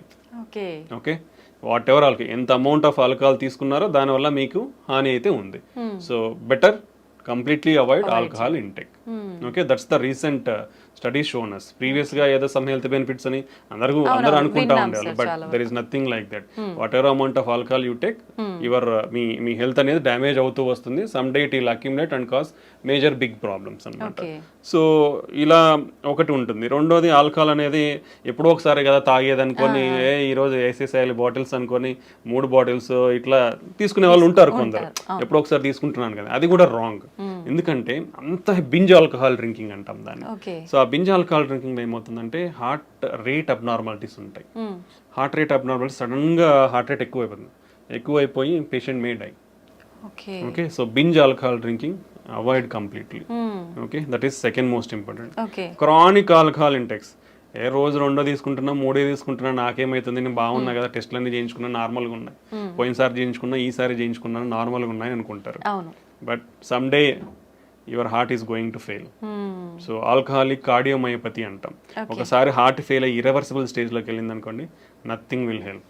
ఎన్ని మందులు అన్నా ఏం చేసినా నీకు మళ్ళీ నార్మల్ ఫంక్షన్కి రాదు. వీ హ్యాడ్ సీన్ యంగ్స్టర్స్ ఆ స్టేజ్కి పోవడం కూడా మేము చూసాము. కంప్లీట్గా రోజు తాగే వాళ్ళను చూసి వాళ్ళ irreversible stage of heart failure అంటాం, అక్కడికి వెళ్ళిన వాళ్ళని చూసాము. నెక్స్ట్ వీళ్ళల్లో ట్రైగ్లిజరైడ్ అబ్నార్మాలిటీస్ వచ్చే ఛాన్స్ ఉంటుంది, దెన్ హార్ట్ అటాక్స్ వచ్చే ఛాన్స్ ఉంటుంది. Okay, even they are more prone to liver disease, chronic liver disease and cirrhosis అంటాం, ప్యాంక్రటైటిస్ అంటాం. సో లాట్ ఆఫ్ కాంప్లికేషన్, అంటే not only heart, it will damage other organs also. So when ఒకసారి ఇది హానిగా అనిపిస్తుంది అంటే you should get away from effect అవుతుంది. So you should get away from them. Better don't take alcohol. అలవాటు ఉన్న వాళ్ళు కూడా if it is difficult for you to stop, reduce your amount slowly and completely stop it and stay healthy. Okay, అది alcohol related side effects. Sir ప్రతి ఒక్కరం కూడా వింటూనే ఉంటాం ఆల్కహాల్ కానీ స్మోకింగ్ కానీ రెండు కూడా ప్రమాదకరమని. ఇప్పుడు మీరు కూడా చెప్పారు ఆల్కహాల్ తీసుకుంటే ఎటువంటి ప్రమాదం, మరి స్మోకింగ్ తీసుకునే వాళ్ళు ఎటువంటి ప్రమాదాలు ఉంటాయి, ప్రత్యేకించి హార్ట్కి సంబంధించి ఎలాంటి హాని జరుగుతుంది? Smoking is the deadliest risk factor అండి. రెండు పెద్ద అనారోగ్యాన్ని చేయగలిగే జబ్బులు ఏంటంటే, ఒకటి షుగర్, రెండోది స్మోకింగ్. ఈ రెండు చాలా డేంజరస్. అంటే బాడీలో ప్రతిదీ అఫెక్ట్ అయిపోతుంది. ఈ రెండింటి వల్ల ప్రతి ఆర్గన్ బాడీలో అఫెక్ట్ అయిపోతుంది. స్మోకింగ్ అనేది మన బ్లడ్ వెజల్స్లో ప్రతి బ్లడ్ వెజల్ని కొవ్వు పెరిగిపోయే ఛాన్స్ ఇస్తుంది, ఇన్ఫ్లమేషన్ ఉంటుంది, బ్లడ్ క్లాటింగ్ రిస్క్ పెరుగుతుంది. సో ఒక బ్లడ్ వెజల్ అనేది మన బాడీ మొత్తం బ్లడ్ వెజల్స్ ఉంటాయి. సో ఎక్కడైనా ఇవి అఫెక్ట్ అవ్వచ్చు. సో ఒక ఆర్గాన్, ఏ ఆర్గాన్ బ్లడ్ వెజల్ అఫెక్ట్ అయితే ఆర్గాన్ ఫెయిల్ అయిపోతుంది. And particularly smoking will cause every type of cancer. మనకు తెలిసిందే, oral cancer, okay, lung cancer, esophageal cancer, pancreatic cancer, colon cancer అన్నీ వస్తాయి స్మోకింగ్తో. Okay, and heart definitely smoking heart అటాక్స్కి one of the biggest cause. స్మోకింగ్ వల్ల ప్రపంచంలో సంవత్సరానికి 1 బిలియన్ పీపుల్ ఆర్ డయింగ్. ఇండియాలో 1 million people are dying because of smoking. Almost 30% of the Indians are smokers. Okay, ఇది మన statistics. So that much serious side effects ఉన్నప్పుడు you should completely stop it. Usually governments కూడా they are not able to ban because of I don't know lot of reasons, but they are bringing lot of strict regulatory measures. Every pack మీద completely avoid smoking అనేది definitely ఉంటుంది. Everywhere they display, even in public places like theaters, they are displaying stop smoking and they are showing the consequences of చూపిస్తున్నారు. Brain stroke, cancers, heart attacks, emphysema, lung problems, ఆయాసం రావడము. So what not every organ is getting affected. So completely stop smoking. It is dangerous. Smoking అంటే మనం smoking చేయడమే కదండి, మీరు ఇప్పుడు నీ చుట్టుపక్కల వాళ్ళు కూడా అఫెక్ట్ అవుతారు. ఇఫ్ సంబడీ స్మోకింగ్, చుట్టుపక్కల వాళ్ళు ఒక 10 మంది ఉంటే వాళ్ళు 10 మంది కూడా అఫెక్ట్ అవుతారు. That is called as second hand smoke అంటాం. సార్ స్మోక్ చేసిన వాళ్ళకంటే ఎక్కువ పక్క వాళ్ళకే ఎక్కువ ఎఫెక్ట్ అయ్యే ఎక్కువ అనేది లేదు, కానీ ఎక్కువ అని చెప్పలేము. స్మోక్ చేసే వాళ్ళు ఎంత ఎఫెక్ట్ అవుతారో సెకండ్ హ్యాండ్ స్మోక్ అంటే పక్కన తాకుండా పీల్చుకునే వాళ్ళు కూడా అఫెక్ట్ అవుతారు. So it can be seen in both females లో, కానీ మనం పెద్దవాళ్ళలో అయితే వాళ్ళకి గుండె జబ్బులు రావచ్చు, బ్రెయిన్ స్ట్రోక్ రావచ్చు, ఊపిరితిత్తుల ప్రాబ్లమ్స్ ఇవన్నీ వచ్చు. చిన్నపిల్లల్లో కూడా వాళ్ళకి ఊపిరితిత్తుల ప్రాబ్లమ్స్, రికరెంట్ రెస్పిరేటరీ ట్రాక్ట్ ఊపిరితిత్తుల infections, or upper respiratory tract infections, low birth weight, ఇలా చాలా కారణాలు ఉండే అవకాశం. సో ఒక ఫ్యామిలీలో మీరు ఇంట్లోనే తాగుతున్నారంటే మీ వైఫ్ అఫెక్ట్ అవుతుంది, మీ పిల్లలు ఇబ్బంది అవుతారు. ఓకే, ఆల్వేస్ రిమెంబర్, ఒక సిగరెట్ తాగే మనిషి నేనేదో తాగుతున్నా నా ఆరోగ్యం పాడైపోతుంది అని అయితే ఎప్పటికీ అనుకోవద్దండి. మీ ఆరోగ్యం కూడా ఆరోగ్యమే కాబట్టి స్టాప్ చేయండి. మీ ఆరోగ్యంతో పాటు మీరు స్మోక్ చేయడం వల్ల పక్కన వాళ్ళ ఆరోగ్యాన్ని కూడా నాశనం చేస్తున్నారు. సో పక్కన వాళ్ళు కూడా కొంచెం ఇనిషియేటివ్ తీసుకొని అలా ఎవరైనా చేసినప్పుడు వాళ్ళకి చెప్తే వాళ్ళు అట్లీస్ట్ పోయి పక్కకు పోయినా తాగేస్తారు, లేదంటే మానేయమన్నా మానేస్తారు అప్పుడు. Okay, so and you should encourage smokers. ఎవరైతే సిగరెట్స్ తాగుతున్నారో వాళ్ళకి ఇవన్నీ చెప్పి వాళ్ళని ఎంకరేజ్ చేయాలి to quit smoking. Because smoking అనేది స్టాప్ చేసిన తర్వాత హార్ట్ అటాక్ రిస్క్ తగ్గనికి 10 సంవత్సరాలు పడుతుందండి. ఒక మనిషి ఇప్పుడు స్మోకింగ్ స్టాప్ చేసినా కానీ అతనికి హార్ట్ అటాక్ రిస్క్ తగ్గనికి, అంటే ఈ స్మోకింగ్ మానేసినాక కూడా 10 years వరకు అతనికి హార్ట్ అటాక్ రిస్క్ చాలా ఎక్కువ ఉంటుంది. Okay, that is the impact of smoking. మానేసాకే అన్ని ఇయర్స్ ఉంటే కంటిన్యూ ఉన్నప్పుడు ఎంత సిగ్నిఫికెంట్ ఉంటుందో ఆలోచించాలి అందరూ కూడా. Okay, that is most important. So next ఏమొస్తాయంటే మనకు సెకండ్ హ్యాండ్ స్మోక్ కాకుండా called as e-cigarettes అంటారు. Those are also dangerous. Okay. Smoking related anything like e-cigarettes, దాంట్లో నికోటిన్ ఉండదు. But still lot of studies, even in US studies also showed, even if somebody advertise that non-nicotine cigarettes ఉన్నా కానీ దాంట్లో కూడా nicotine ఉంటుంది. Nicotine లేకపోయినా lot of damaging products like metallic, tin, lead, mercury లాంటి చాలా కాంపౌండ్స్, డేంజరస్ కాంపౌండ్స్ ఉంటున్నాయి. So even everything, hookahs is also dangerous. E-cigarettes, hookahs, everything is dangerous. So completely avoid all those products and stay healthy. Okay sir, చాలా మంది pan, gutka ఇలాంటివి ఎక్కువగా తీసుకుంటూనే ఉంటారు non stop గా, ఎక్కడ పడితే అక్కడ ఉమ్మేస్తూ ఉంటారు. అలాంటి వాళ్ళకి కూడా గుండె జబ్బులు వచ్చే అవకాశం ఉంటుంది. డెఫినెట్లీ వస్తాయండి. పాన్, గుట్కా అనేది కూడా ఏముంది, పొగాకే కదా. పొగాకు పీల్చినా నమిలినా అంతా లోపలికే పోతుంది, బ్లడ్ లోకే అబ్జర్వ్ అవుతుంది. ఆ కెమికల్స్ అన్ని బ్లడ్ లోకే పోతాయి. ఫైనల్ గా బ్లడ్ లోకి వెళ్ళిన తర్వాత ప్రతి ఆర్గాన్ని ఎఫెక్ట్ చేస్తాయి. సో స్మోకింగ్ అయితే ఎంత డేంజరస్, గుట్కా, పాన్ ఇలాంటివి కూడా అదే రేంజ్లో డేంజరస్. సో దానివల్ల పర్టికులర్లీ మోర్ ఏంటంటే మౌత్ క్యాన్సర్స్, ఓరల్ క్యాన్సర్స్ ఎక్కువ ఉంటాయి. ఎందుకంటే డైరెక్ట్లీ ఇట్ ఈస్ ఈ ఏరియాలో అఫెక్ట్ అవుతుంది కాబట్టి. బట్ బ్లడ్లో కూడా అబ్జర్వ్ అయిపోయి ఆ కాంపౌండ్స్ అన్ని it is also cause heart attacks and brain strokes. So that also too dangerous. Completely avoid all these things. Sir, cardiac arrest అంటూ ఉంటారు. హార్ట్ అటాక్ కి దానికి మధ్య డిఫరెన్స్ ఏమైనా ఉందా సార్? రెండు ఒకటేనా? రెండు డిఫరెంట్ అండి. Okay, this is very important. Heart attack అంటే మనం ఆల్రెడీ మాట్లాడుకున్నాం. అంటే మన గుండె రక్తనాళాలలో బ్లాక్స్ వస్తే ఆ బ్లాక్ వల్ల బ్లడ్ సప్లై సడన్ గా ఆగిపోయి హార్ట్ మజిల్ అనేది సడన్ గా వీక్ అవుతుంది. దాన్ని హార్ట్ అటాక్ అంటాం. ఓకే, కార్డియాక్ అరెస్ట్ అంటే గుండె కొట్టుకునేది సడన్ గా ఆగిపోవడం. అంటే ఇప్పుడు హార్ట్ అటాక్ వచ్చినప్పుడు గుండె కొట్టుకుంటుంది, but some part of the ఏ పార్ట్ కి బ్లడ్ వెజల్ అఫెక్ట్ అయ్యి బ్లడ్ సప్లై తగ్గిందో ఆ పార్ట్ అనేది పనిచేయదు, రెస్ట్ ఆఫ్ ద గుండె కొట్టుకుంటుంది. బట్ హార్ట్ అటాక్ లో కూడా ఇలా జరగడం వల్ల సడన్ గా గుండె ఆగిపోయే ప్రమాదం అనేది ఉంటుంది. బట్ సడన్ కార్డియాక్ అరెస్ట్ అంటే సడన్ గా there are lot of reasons. Sudden గా గుండె ఆగిపోవడానికి చాలా కారణాలు ఉంటాయి. సడన్ గా గుండె అనేది కొట్టుకోవడం ఆగిపోతుంది. సో దాన్ని సడన్ కార్డియాక్ అరెస్ట్ అంటాం. So one of the reasons heart attack ఒకటి కారణము. దెన్ ఎలక్ట్రికల్ అబ్నార్మాలిటీస్ అంటాం, అరిథ్మియాస్ అంటాం, హై హార్ట్ రేట్ అబ్నార్మాలిటీస్. అలా హై హార్ట్ రేట్ ఉన్నప్పుడు గుండె, ఇప్పుడు నార్మల్గా మన గుండె 60 నుంచి 90 వరకు ఇలా కొట్టుకుంటుంది. ఓకే, ఇప్పుడు సడన్ గా 200-250 నిమిషాన్ని కొట్టుకుంది అనుకోండి, మీకు కదులుతున్నట్టు తెలుస్తుందా? జస్ట్ ఫింగర్స్ మూమెంట్స్ తెలుస్తున్నాయి. బట్ ఇలా కొట్టుకుంటేనే కదా బ్లడ్ అందేది. ఇలా కొట్టుకున్నప్పుడు ఏమవుతుంది, బ్లడ్ అందదు. So it looks like heart has been stopped. So cardiac arrest. Okay, then infections, cardiomyopathies అంటాం. సో జెనెటిక్ ఉంటాయి చాలా కూడా కొన్ని. Okay, like hypertrophic cardiomyopathy, arrhythmic cardiomyopathies ఉంటాయి. కొన్ని ఛానలోపతీస్ అంటాం, అంటే మన బేసిక్ మాలిక్యులర్ లెవెల్లో కొన్ని ఛానల్స్ ఉంటాయి మన ఫంక్షన్స్ కానీ. So long QT syndrome, short QT syndrome, Brugada syndrome, ఇట్లా లాట్ ఆఫ్ థింగ్స్ ఉంటాయి అన్నమాట. Even like drug abuse will cause sudden heart attacks, sudden cardiac arrest, excessive alcohol cause sudden cardiac arrest. So ఇలా చాలా కారణాలు ఉంటాయి sudden cardiac arrest కావడానికి. So heart attack అనేది blood supply తగ్గిపోవడం వల్ల వచ్చేదాన్ని హార్ట్ అటాక్ అంటాం. కార్డియాక్ అరెస్ట్ అనేది సడన్ గా గుండె ఆగిపోతుంది అంతే. ఆ గుండె ఆగిపోయినప్పుడు ఎవరైనా చేయగలిగేదంటే సిపిఆర్ చేయాలి. అది ప్రతి ఒక్కరూ నేర్చుకోవాలి. ఎందుకంటే సంబడి మీకు ఆ సిపిఆర్ అనేది తెలిస్తే అట్లీస్ట్ మీరు మనం అంటే throughout your lifespan you can save one life. అది కంపల్సరీ ఎవ్రీబడి, అంటే చదువులేని వాళ్ళు కూడా నేర్చుకోవచ్చు. అది it's not a big science కానీ నాలెడ్జ్ కానీ ఏం లేదు. అదేంటి just need a simple training.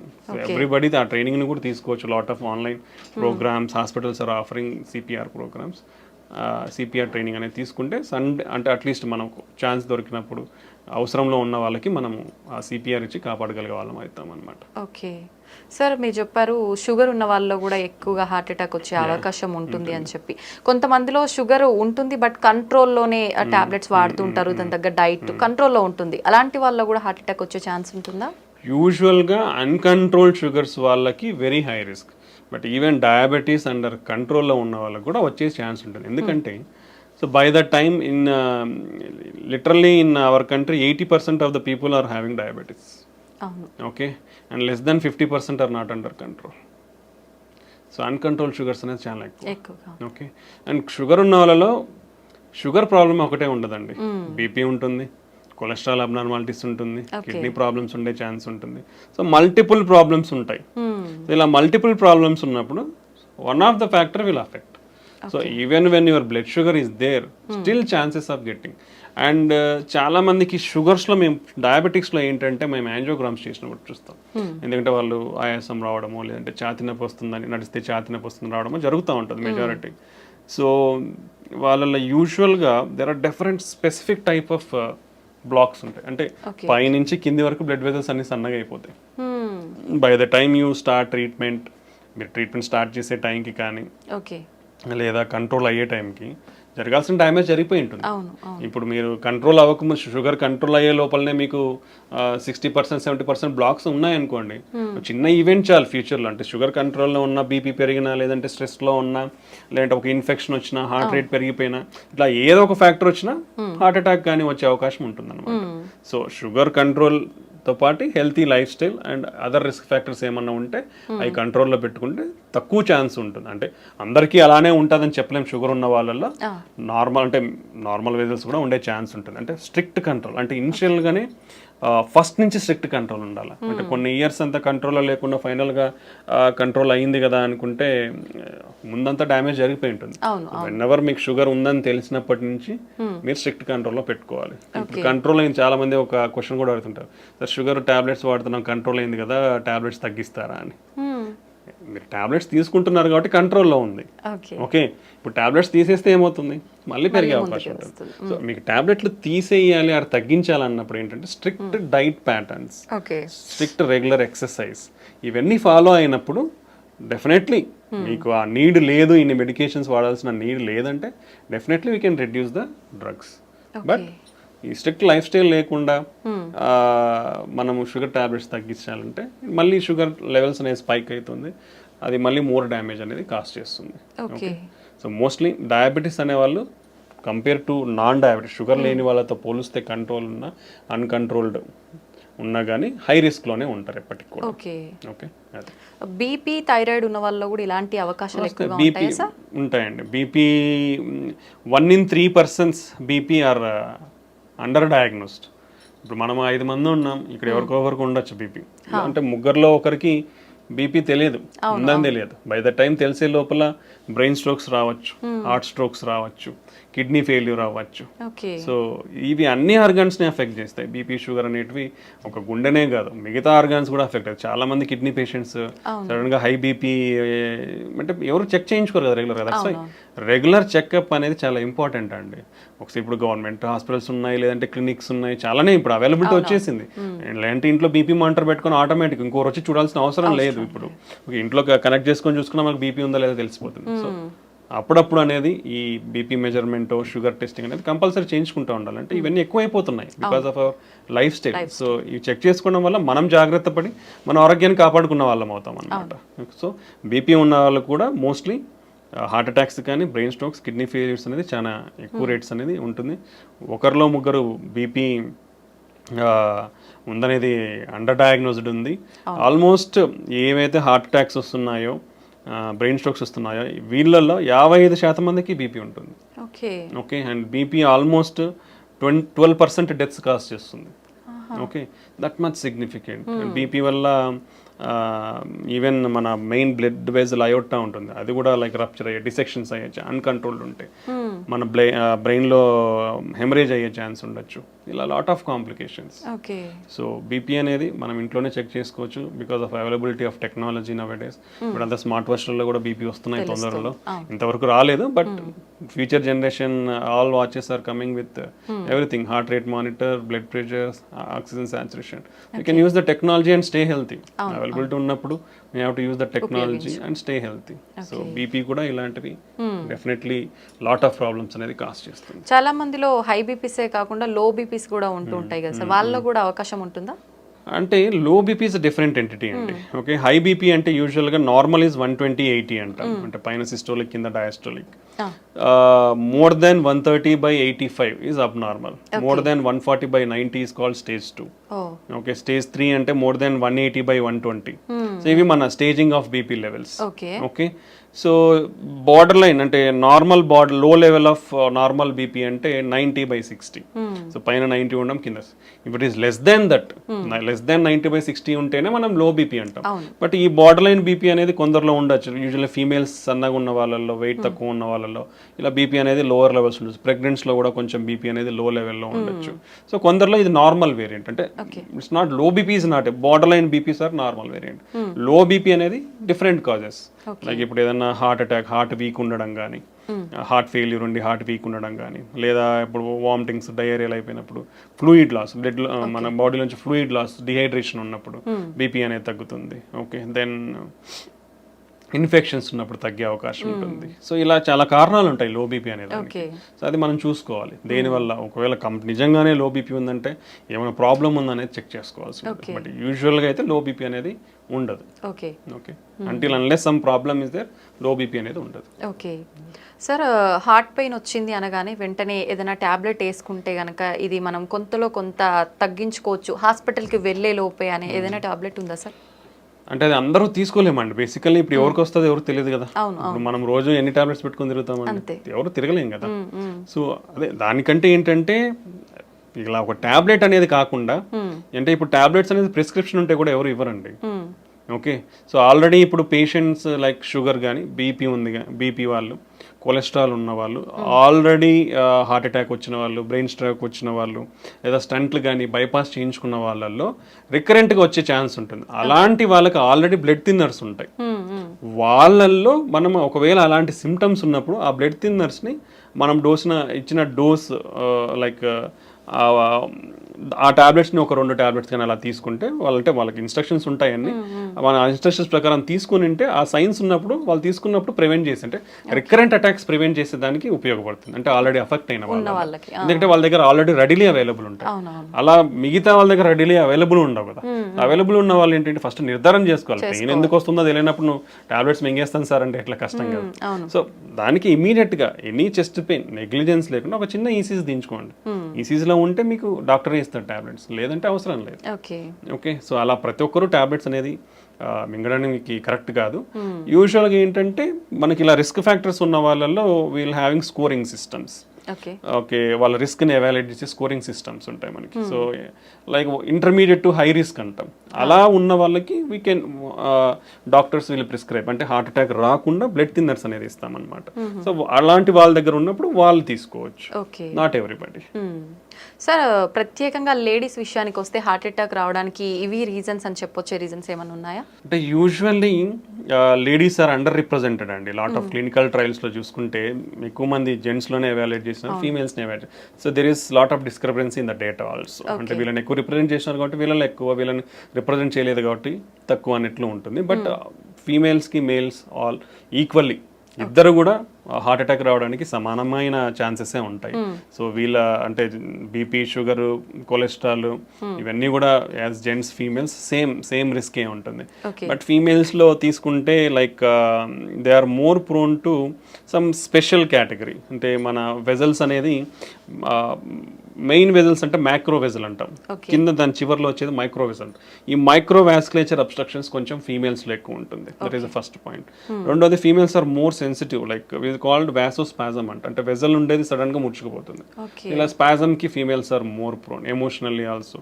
ఇది కాల్డ్ ఎమోషనల్ హార్ట్ సిండ్రోమ్ కూడా ఉంటుంది మనకి, సాకోసోబో సిండ్రోమ్ అంటాం. అంటే సడన్ ఎమోషనల్లీ అయినారనుకోండి సడన్ గా హార్ట్ అటాక్ లాగా ప్రజెంట్ అయ్యే ఛాన్స్ ఉంటుంది. అది more in females. And sometimes spontaneous coronary artery dissection అంటాం. అంటే మన బ్లడ్ వెజల్ సడన్ గా ఇట్లా కోత రావడం అనమాట. అలా కోత వచ్చినప్పుడు బ్లడ్ ఫ్లో తగ్గిపోతుంది, హార్ట్ అటాక్ లాగా ప్రజెంట్ అయ్యే ఛాన్స్ ఉంటుంది. సో అలా ఫీమేల్స్ లో కొంచెం ఎక్కువ వచ్చే అవకాశం ఉంటుంది. And then like post menopause hormonal disturbances వల్ల కూడా కొంచెం హార్మోనల్ చేంజెస్ అన్ని జరిగి కొంచెం హార్ట్ అటాక్స్ ఎక్కువ వచ్చే అవకాశం ఉండొచ్చు. And second thing under representation. అదే చెప్పాను కదా, అంటే they are neglected a bit usually in the society. Previously, right now everything is changing, is going in equality. ప్రీవియస్గా అంటే ఫ్యామిలీలో అయినా ఎవరైనా తీసుకుంటే ఫీమేల్స్లో ఒకవేళ ఏదైనా సిమ్టమ్స్ చెప్తే లైట్గా తీసుకునేవాళ్ళు. అలా ఆ నెగ్లిజెన్స్ అనేది ఉండకూడదు ఇప్పుడు వాళ్ళు, ఎందుకంటే they are also equally affected by health. So వాళ్ళలో ఆ నెగ్లిజెన్స్ చూపించకుండా వాళ్ళకు కూడా ఇమీడియట్ ట్రీట్మెంట్ తీసుకుంటే you can give better care to our family members ఫీమేల్స్కి. ఓకే, ఇదొకటి. దెన్ ప్రెగ్నెన్సీలో that is most important nowadays. Pregnancy ఉన్నప్పుడు you should take care of your health very properly. మీకు బీపీ కానీ షుగర్ కానీ ఇలా complications ఏమున్నా కానీ these are all carrying forward. So if anybody develops BP or thyroid disorders or sugar in pregnancy, they are more prone to risk for getting heart problems in future. So you should manage your pregnancy well. So ఇవన్నీ చాలా important అనమాట ఫీమేల్స్లో. So ఇవన్నీ care తీసుకుంటే, and మనం already discuss చేసుకున్నాం ఫీమేల్స్లో symptoms అనేది ఈజీగా recognise చేయడం కూడా కొంచెం వాళ్ళలో తక్కువ తెలుస్తాయి, నొప్పిని రికగ్నైజ్ చేయడం కానీ ఆయాసం కానీ.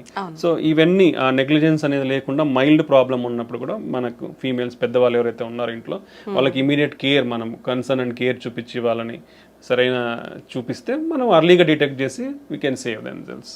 సో ఇవి మనకు మేల్స్కి ఫీమేల్స్కి మధ్య ఉన్న తేడాలు. Okay sir, once heart attack వచ్చిన వాళ్ళకి ఆఫ్టర్ ట్రీట్మెంట్ హెల్దీగా ఉన్నా మళ్ళీ మళ్ళీ వచ్చే అవకాశం ఎక్కువగా ఉంటుందంటారా?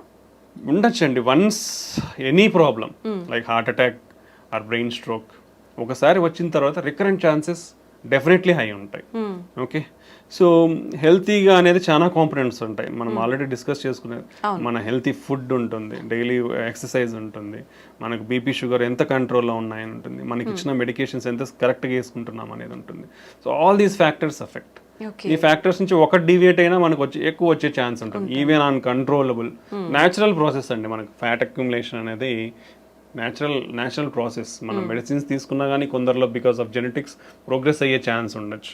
సో ఈ డిఫరెంట్ కాంపనెంట్స్ వల్ల అఫెక్ట్ అయ్యే ఛాన్స్ ఉంటుంది. సో ఒకసారి హార్ట్ అటాక్ కానీ బ్రెయిన్ స్ట్రోక్ వచ్చిన వాళ్ళు డెఫినెట్లీ హై రిస్క్, మళ్ళీ వచ్చే ఛాన్సెస్ ఎక్కువే ఉంటుంది. కాబట్టి ఇంకొంచెం స్పెషల్ జాగ్రత్తలు తీసుకోవాలి. అంటే మెడికేషన్స్కి చాలా స్ట్రిక్ట్గా ఫాలో అవ్వాలి. రెగ్యులర్గా అట్లీస్ట్ కంట్రోల్ లెవెల్స్ చెక్ చేసుకోవాలి. బీపీ కానీ కొలెస్ట్రాల్ కానీ షుగర్ కానీ ఇవన్నీ at least third monthly at least check చేసుకోవాలి. బీపీ షుగర్ ఉన్న వాళ్ళు బెటర్ ఇంట్లో బీపీ మానిటర్ షుగర్ మానిటర్ పెట్టుకొని daily you can check your BP or every 1 week you can check your sugars కంట్రోల్లో ఉంటే. సో ఇలాంటి జాగ్రత్తలు అన్నీ తీసుకుంటే మనం ఇవన్నీ అంటే medications, blood thinners, cholesterol lowering drugs, BP control drug, sugar control ఇవన్నీ టైమ్లీ తీసుకొని కరెక్ట్గా మెయింటైన్ చేసుకోగలిగితే రికరెంట్ అటాక్స్ అనేది మనం తగ్గించుకోవచ్చు కూడా. ఓకే సార్, హార్ట్ అటాక్ వచ్చిన వాళ్ళకి వేరే హెల్త్ ఇష్యూస్ ఎక్కువగా కూడా వస్తుంటాయి అని చెప్పి అంటుంటారు. నిజంగా అలా వచ్చే అవకాశం ఉంటుందా? అంటే ఇట్ డిపెండ్స్. అంటే it depends on lot of risk factors. ఇప్పుడు హార్ట్ అటాక్ ఎందుకు వచ్చింది, బీపీనో షుగరో ఇంకోటి ఏదో ఉంటుంది, ఉండదు. ఉన్నప్పుడు ఏమవుతుంది, వాళ్ళు ఒకసారి అఫెక్ట్ అయిన తర్వాత ఫర్దర్ ఆర్గన్స్ కూడా డ్యామేజ్ అయ్యే ఛాన్స్ ఉంటుంది. వీ డోంట్ అంటే మనం హార్ట్ అటాక్ సిమ్టమ్స్తో ప్రజెంట్ అయినట్టు కాబట్టి we can treat that. But already అప్పటికే ఇప్పుడు కిడ్నీ డ్యామేజ్ అయి ఉండొచ్చు. సో వాళ్ళు కిడ్నీ ప్రాబ్లమ్స్లో ల్యాండ్ అయ్యే ఛాన్స్ ఉంటుంది. ఓకే, షుగర్ కానీ బీపీ ఉన్న వాళ్ళు వీళ్ళందరూ. లేదా ఒకసారి this is called vascular disease అనుకున్నాం. అంటే cholesterol accumulation in the blood vessels. ఇక్కడ అఫెక్ట్ అయినాయంటే బ్లడ్ వెజల్స్ ఎక్కడ వేరే చోట కూడా అఫెక్ట్ అయ్యింటారు. సో ఒకసారి హార్ట్ అటాక్ వచ్చిన వాళ్ళు ఫ్యూచర్లో బ్రెయిన్ స్ట్రోక్ కూడా వచ్చే అవకాశం ఎక్కువ ఉంటుంది, లేదా కాళ్ళల్లో బ్లాక్స్ వచ్చే అవకాశం ఉంటుంది. సో ఇలా అదర్ ప్రాబ్లమ్స్ కూడా వచ్చే అవకాశం ఎక్కువే ఉంటుంది అనమాట. దెన్ వాళ్ళ age and immunity levels, old age అనుకోండి, ఒకసారి హార్ట్ అటాక్ వచ్చినాక ఏజ్ ఇమ్యూనిటీ లెవెల్స్ని బట్టి ఇన్ఫెక్షన్స్ రావడం కానీ ఇలాంటివి కూడా ఉండే అవకాశం ఉండొచ్చు. ఓకే, ఒకసారి హార్ట్కి సంబంధించిన సర్జరీ జరిగిన తర్వాత మళ్ళీ వాళ్ళు నార్మల్ లైఫ్ లీడ్ చేయొచ్చు అంటారా? డెఫినెట్లీ అండి. ఇప్పుడున్న latest technology and advancements and treatments so definitely normal life lead చేయొచ్చు. ఒకసారి హార్ట్ అటాక్ వచ్చింది, స్టంట్ పడిందంటే అయ్యో ఏదో అయిపోయింది ఇంకేం చేయలేమనేది ఎక్కడా లేదు. టెంపరీగా వాళ్ళు రికవర్ అయ్యేంత వరకు విల్ గివ్ సజెషన్స్. అంటే ఇప్పుడు ఒకసారి హార్ట్ అటాక్ వచ్చింది, స్టంట్స్ వేయించుకున్న తర్వాత ఒకేసారి పోయి నేను ఈ లిఫ్ట్ చేసే వర్క్స్ చేస్తాను, హెవీ వెయిట్స్ లిఫ్ట్ చేస్తాను అంటే అది is not good. Slow, that is called progressive rehabilitation. అంటే నిదానంగా ఇప్పుడు నేను వెళ్ళాను బాగుంది, so I will just walk in the home for 1 week. ఇంట్లో కూడా అక్కడక్కడ తిరిగేది ఇల్లు మొత్తం తిరుగుతాను. Second week I will go out for walking 1 kilometer 2 kilometers walking వెళ్ళేస్తాను. నేను బాగున్నాను. నెక్స్ట్ థర్డ్ వీక్ నుంచి you can go for 3-4 kilometers. After 1 month you can do routine activities if everything. So this call graded rehability. అంటే మన body కూడా మళ్ళీ acclimatise అవుతుంది ఆ వర్క్ అనేది. సో దెన్ దాంతో పాటు you have to control medication complications. That is most medications అనేది రెగ్యులర్గా వాడాలి. ఇనిషియల్ స్టేజెస్లో కొన్ని ఎక్కువ మెడికేషన్స్ ఉంటాయండి, హార్ట్ అటాక్ వచ్చిన తర్వాత లేదా స్టంట్ వేయించుకున్న తర్వాత కానీ బైపాస్ కానీ. బట్ స్లోగా పేషెంట్స్ కండిషన్ బట్టి హార్ట్ ఫంక్షన్ ఇంప్రూవ్మెంట్ని బట్టి కూడా అవన్నీ అడ్జస్ట్ చేస్తూ వస్తాము. So after 1 year compulsory 1 blood thinner, cholesterol lowering drugs, మీ రిమైనింగ్ ఇష్యూస్ ఏమంటే అదొకటి కంటిన్యూ చేసుకుంటే they will stay happy. They can lead happily a normal life. ఇప్పుడున్న అడ్వాన్స్మెంట్ టెక్నాలజీతో ఎవ్రీథింగ్, ఓపెన్ హార్ట్ సర్జరీ లేకుండా కూడా ఫర్ ఎవ్రీథింగ్, బైపాస్ కూడా అవసరం లేకుండా చాలా కేసుల్లో కూడా స్టంట్స్ వేసుకోవచ్చు. It depends on the patient condition బట్టి బైపాస్ స్టంటింగ్ అనేది కార్డియాలజిస్ట్ వాళ్ళకి బెటర్ ఆప్షన్ ఏది ఉంటే దాన్ని బట్టి మనం అడ్వైస్ చేస్తాము. But mostly we can reduce the need. Open heart surgery need అయితే ఈవెన్ కొరనరీ బ్లాక్స్కే కాదు, ఈవెన్ వాల్వ్ ఇంటర్వెన్షన్స్ అంటాం. అంటే మన గుండెలో 4 గదులు ఉంటాయి, గదుల మధ్యలో వాల్స్ ఉంటాయి, డోర్స్ లెక్క. అవి కూడా ఇంతకు ముందు only option is open heart surgery. Open heart surgery చేసి వాల్ మార్చాల్సి వస్తుంది. But now A days call Tavy. Main aortic valve అనేది డిసీజ్ అవుతుంది ఏజ్ వచ్చిన వాళ్ళలో. సో వాళ్ళల్లో ఇప్పుడు ఓపెన్ హార్ట్ సర్జరీ లేకుండా more than 60-65 years ఉంటే మనం తొడలో నుంచి ట్యూబ్స్ పంపించి వాల్వ్, ఇంకో వాల్వ్, కొత్త వాల్వ్ పెట్టేసేయచ్చు. So lot of advancements in technologies. ఇప్పుడు అవే వాళ్ళు even rest of the valves కూడా ఇప్పుడు ఓపెన్ హార్ట్ సర్జరీ లేకుండా వాల్వ్ ఇంప్లాంటేషన్స్ జరుగుతున్నాయి. ఈ టెక్నాలజికల్ అడ్వాన్స్మెంట్స్ వల్ల ఏంటంటే మనకి ఇప్పుడు ఓపెన్ హార్ట్ సర్జరీ అంటే లాట్ ఆఫ్ థింగ్స్. పేషెంట్ ఒక 1 week ఉండాల్సి ఉంటుంది, హార్ట్ ఓపెన్ చేసి వూండ్ హీల్ కానీ 3 months పడుతుంది. So that is call lot of mental agony also for the patient. ఏదో చాలా పెద్ద జరిగిపోయింది, నేను రికవర్ అవ్వలేను అనేది మెంటల్ అగనీ కూడా ఉంటుంది ఓపెన్ హార్ట్ చేసిన తర్వాత. ఇప్పుడు ఇవన్నీ రీసెంట్ అడ్వాన్స్మెంట్స్ వచ్చిన తర్వాత అంత నీడ్ ఉండట్లేదు. So you can do everything like through small tube in your hand or leg. చిన్న ట్యూబ్ ద్వారానే అన్నీ అయిపోతున్నాయి ఇప్పుడు. సో ఈ టెక్నాలజికల్ అడ్వాన్స్మెంట్స్ వల్ల you can get a better treatment and you can mobilise easily. Hospital stay 2-3 days కంటే ఉండదు. After that ఒక 1 week to 1 month లోపల నార్మల్ రొటీన్ లైఫ్కి వచ్చేస్తారు. After that you can do all routine life, driving చేసుకోవచ్చు, అన్ని చేసుకోవచ్చు. రిస్క్ ఫ్యాక్టర్స్ ఏమైనా ఉంటాయా సార్ ఈ టైప్లో చేస్తున్నప్పుడు? చాలా లెస్ అండి, less than 1 to 2%. Less than 1 to 2%. If you take stenting, coronary stenting or interventional procedures తీసుకుంటే అరౌండ్ 2 to 5% రిస్క్. ఓపెన్ హార్ట్కి తీసుకుంటే అరౌండ్ 5 to 10% రిస్క్ ఉంటుంది. So compare to open heart ఈ అడ్వాన్స్డ్ టెక్నిక్స్ అన్ని కూడా లెస్ రిస్కే ఉన్నాయి. అంటే యూజువల్గా ఇవన్నీ మోర్ హై సర్జికల్ రిస్క్ ఉన్న వాళ్ళకే ఆఫర్ చేస్తాం ట్రీట్మెంట్స్. సో కాబట్టి హై సర్జికల్ రిస్క్ అన్నాక ఇంకా only better option is having going through that. ఒకసారి సర్జరీకి హై రిస్క్ ఉన్నప్పుడు ఈ ప్రొసీజర్ చేసినప్పుడు కూడా మినిమల్ రిస్క్ అనేది ఉంటుంది, కానీ మేజర్ రిస్క్ అనేది. So we'll take all precautions to reduce the risk and give the best treatments to the patient. జనరల్గా ఓపెన్ హార్ట్ సర్జరీ ఎటువంటి సందర్భాల్లో పేషెంట్ ఎటువంటి కండిషన్లో ఉన్నప్పుడు అవసరం పడుతుంది సార్? యూజువల్గా మల్టిపుల్ బ్లాక్స్లో, అంటే లైక్ ఈవెన్ మల్టిపుల్ బ్లాక్స్ కూడా స్టంటింగ్ ఆప్షన్ ఉంది. But there is different disease profile. ఇప్పుడు పైన నుంచి మొత్తం కింద వరకు డిసీజ్ ఉండి ఓన్లీ కింద మాత్రమే నార్మల్ ఉండి అట్లాంటిది 2-3 వెజల్స్లో ఉన్నాయి. లేదా ఒక బ్లాక్ మూసుకుపోయి కొన్ని సంవత్సరాలు అయిపోయింది, అట్లాంటివి 2 ఉన్నాయి. సిటీఓస్ అంటాం, క్రానిక్ టోటల్ అక్లూషన్స్. అలాంటి 2 ఉన్నాయి. సో అలాంటప్పుడు యూజువల్గా, లేదా షుగర్ ఉండి మల్టిపుల్ బ్లాక్స్ ఉన్నాయి, సో అలాంటి వాళ్ళకి బైపాస్ చేస్తాం. Now days you can safely keep around 5 to 6 stents. యూజువల్గా చాలా మందికి ఒక అపోహ ఏంటంటే 2 కంటే ఎక్కువ పెట్టుకోవద్దని ఉంటుంది. But it's wrong. ఎక్కడ కూడా అలాంటి లిమిటేషన్స్ లేవు. There are lot of case reports, కొన్ని 10లో పైన స్టంట్లు వేసిన సినారియోస్ కూడా ఉన్నాయి బికాస్ ఆఫ్ టెక్నాలజీ అడ్వాన్స్. పాతకాలం స్టంట్ వేయించుకుంటారు, టెక్నాలజీ అడ్వాన్స్ మూసుకుపోయి ఉంటుంది, మళ్ళీ వేస్తారు. సో స్టంటింగ్ అనేది up to 5 to 6 number of stents హ్యాపీగా సేఫ్గా చేయించుకోవచ్చు. ఓకే, బైపాస్ అనేది స్పెసిఫిక్ సినారియోస్, పేషెంట్ కండిషన్ బట్టి. ఇండియాలో ఏంటంటే మనకు కొంచెం economics are most important. So ఆ కండిషన్ బట్టి పేషెంట్కి అడ్వైస్ అనేది ఇస్తూ ఉంటాం అనమాట. So lot of complex cases now days can be safely done. Without the need of open heart surgery. Okay sir, ఒకసారి స్టంట్ వేసిన తర్వాత చాలా అంటే మూసుకుపోవటానికి మళ్ళీ ఎంత టైం పడుతుంది? ఖచ్చితంగా మూసుకుపోయే ఛాన్స్ ఉంటుందంటారా? This is a very good question. Lot of people are having this doubt. And recently we also faced this scenario. Okay. First point గుర్తు పెట్టుకోవాల్సింది ఏంటంటే చాలా మందికి ఒక అపోహ ఏంటంటే గ్రాఫ్ట్స్ అంటే ఓపెన్ హార్ట్ సర్జరీ చేసి బైపాస్ చేయించుకుంటే బాగుంటుంది, స్టంట్స్ వేస్తే మూసుకుపోతాయి అనేది అపోహలో ఉన్నారు. అది ఇట్స్ వెరీ కంప్లీట్లీ రాంగ్ అండి. ఓకే, యాజ్ సేమ్ గ్రాఫ్ట్స్ ఎంత పేటెంట్ గా 10, 15, 20 సంవత్సరాలు ఉంటాయి, స్టంట్స్ కూడా అలానే ఉంటాయి. ఓకే, గ్రాఫ్ట్స్ కొన్ని అర్లీగా ఫెయిల్ అవుతాయి. Like 50% of the Venus graft అంటే దాంట్లో డిఫరెంట్ ఉంటాయి, ఆర్టీరియల్ అండ్ వీనస్ గ్రాఫ్ట్స్ ఉంటాయి. ఆర్టీరియల్ గ్రాఫ్ట్ లాంగ్ పేటెన్సీ ఉంటుంది, that is the best thing. Arterial grafts complete గా బైపాస్ లో ఆర్టీరియల్ గ్రాఫ్ట్స్ వాడితే it's very good, life span is very good, 15 to 20 years safe గా ఉంటుంది. Venus grafts almost ఇప్పుడు ఒక patient కి 3-4 గ్రాఫ్ట్లు వేస్తారు. సో వీనస్ గ్రాఫ్ట్స్ ఏంటంటే 50% ఆఫ్ ద పీపుల్స్ లో అట్లీస్ట్ ఒక వీనస్ గ్రాఫ్ట్ అయినా విత్ ఇన్ 1 year క్లోజ్ అవుతుంది. That is the data what is showing. 40 to 50% of the patients లో అట్లీస్ట్ 4 వీనస్ గ్రాఫ్ట్లు వేస్తే ఒకటైతే మూసుకుపోతుంది.